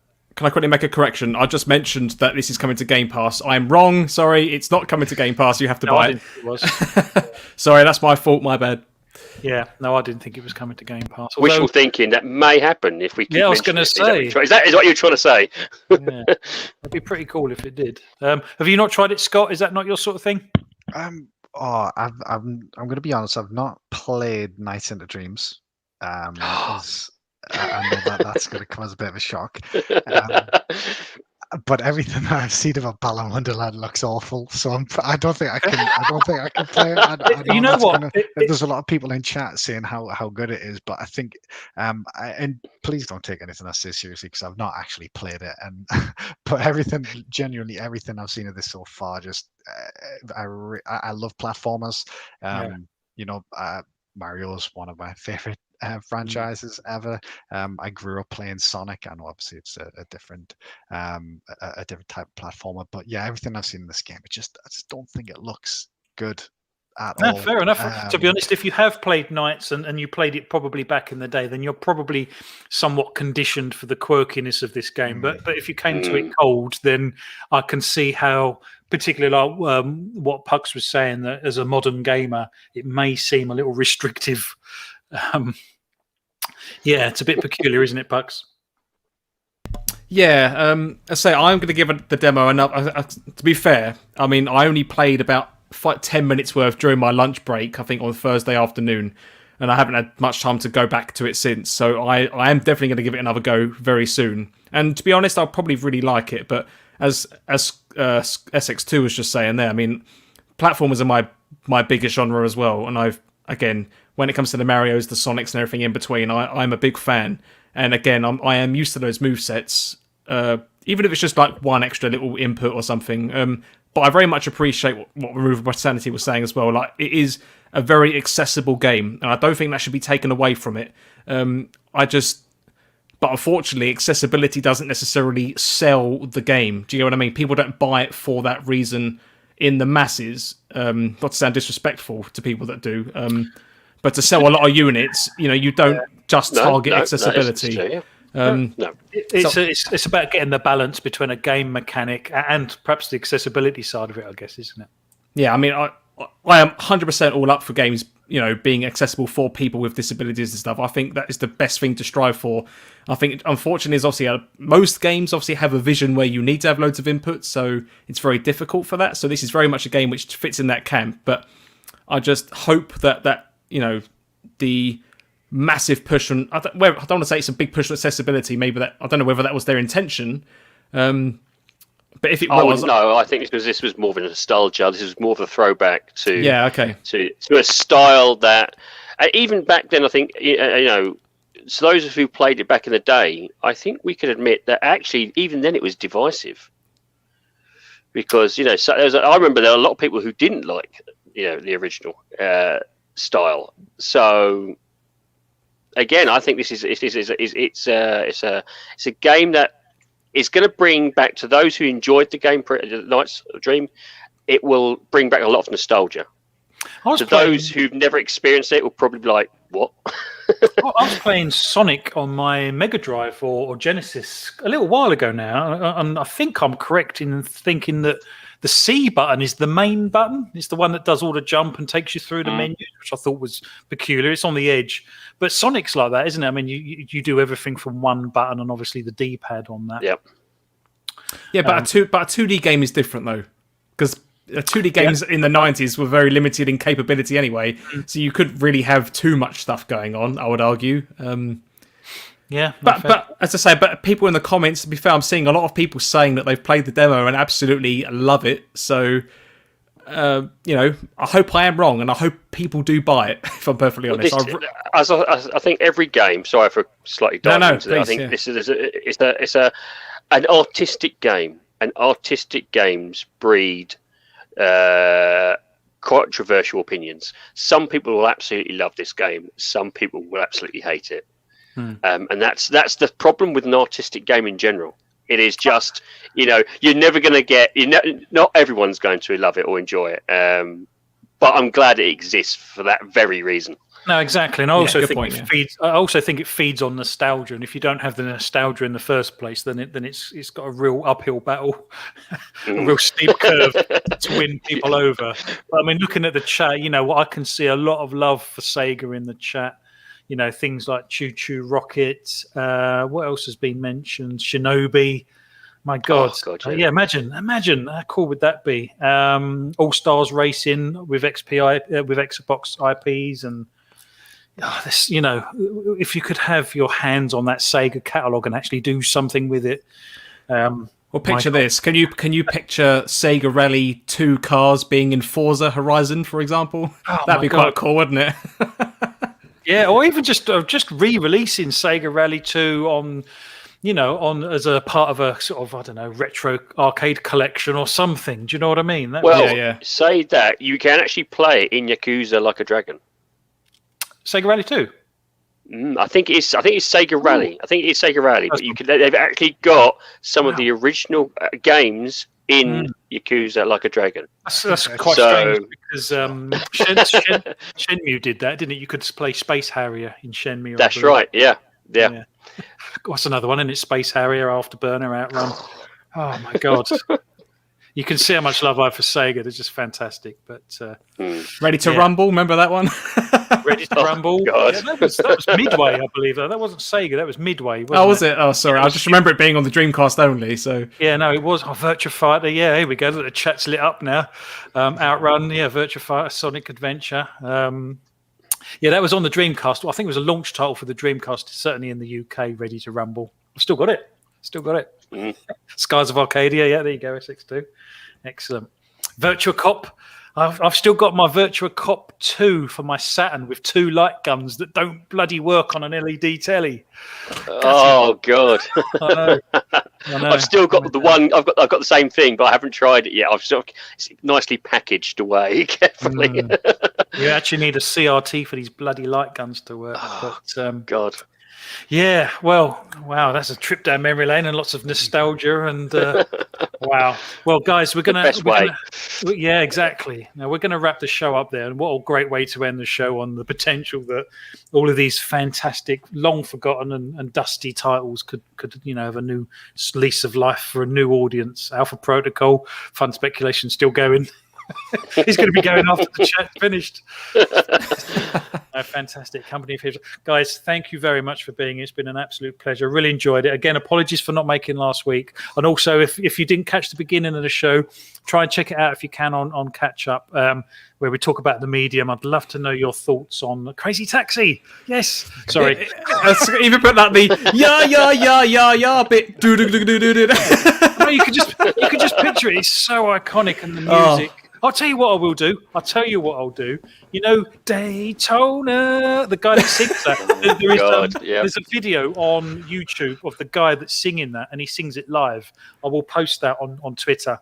for everyone to have a look at. It's fantastic. And he was the musical director, I suppose you'd call him, for a lot of Sega titles back in the sort of Daytona days. And it wasn't just Daytona, there was a few others. I'll post that. Guys, thank you very much. Removable Sanity, we'll come to you first if that's okay, because I know you've got your own YouTube channel.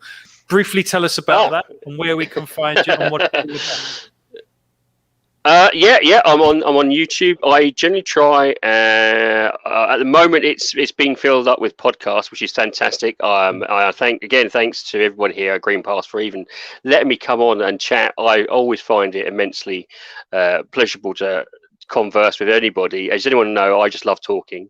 The channel itself is generally reviewing games, but mostly at the moment I seem to do a poor man's version of indie games. Well, I actually review a lot of indie games currently at the stage.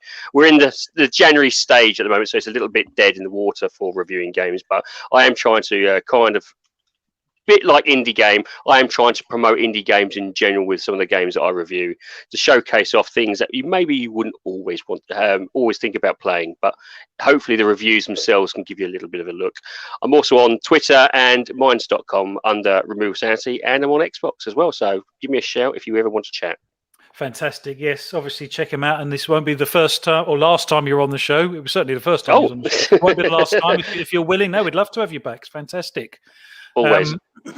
Sega Bass Fishing, Altered Beast, Echo the Dolphin, Streets of Rage. Altered Beast, yes. My God, you know, Sega is phenomenal, but when people start quoting Streets of Rage, we've had Streets of Rage 4, and look, you can see how well that went well. So there you go. That's an example. SX2 still going. SX2 will come to you next. You could start your own YouTube channel, just sort of with Sega history and nostalgia. It's just one of those things. So I grew up with the Mega Drive. I didn't have one myself, so I had to go around to my cousins to go and play it. But yeah, all these games that we're talking about now, these are games that you don't think about these days. But then when you get in the role of just thinking, why did they die? Why did anyone let these games die? It's such a crime. Yeah, just things like Crazy Taxi and the iconic soundtrack. But in a world where like Nintendo are still banging out, Mario games left, right, and center, why is Sega and let these games go? Oh, so annoying. Yeah, but I guess if anything, I guess to round the topics up, is it does show that there are so many dormant IPs that Sega have that they're currently not in a position to maybe revive simply because they can't take that risk. Where maybe if Microsoft were there to help them one way or another, they could absorb some of that risk and maybe give the opportunity for some of these IPs to come back. And maybe we could play some Crazy Taxi again or something like that. So, imagine that. Yeah, but you could be here another half an hour exactly old Sega IPs as well. So I'll leave it there. But if you do want to find me, you get me on Twitter, SX2 Gaming, and again as always, Flat Pucks. Thank you very much for having me on the show. It's always a pleasure. And Mr. Sanity, as you are now known, obviously it's the first time we've been on the show together. Very formal. So it was a pleasure chatting to you today and meeting you as well. So. No, thank you very much. Appreciate it. Yeah, no, thank you for coming on, both of you. And I really appreciate it. Pucks, good show.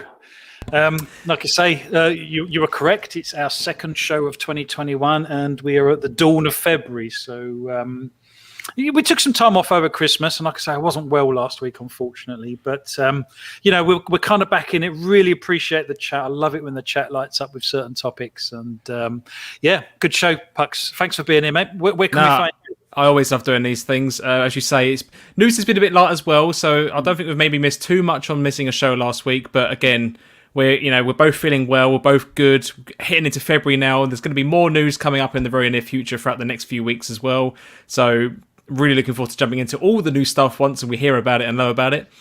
I'll do the usual spiel. So again, if you're new to the channel, thank you very much for listening. And if you'd like to follow us more, you can find us on Twitter at GamePass Gaming. If you prefer to use Facebook, we have a Facebook page there. Just search for GamePass Gaming.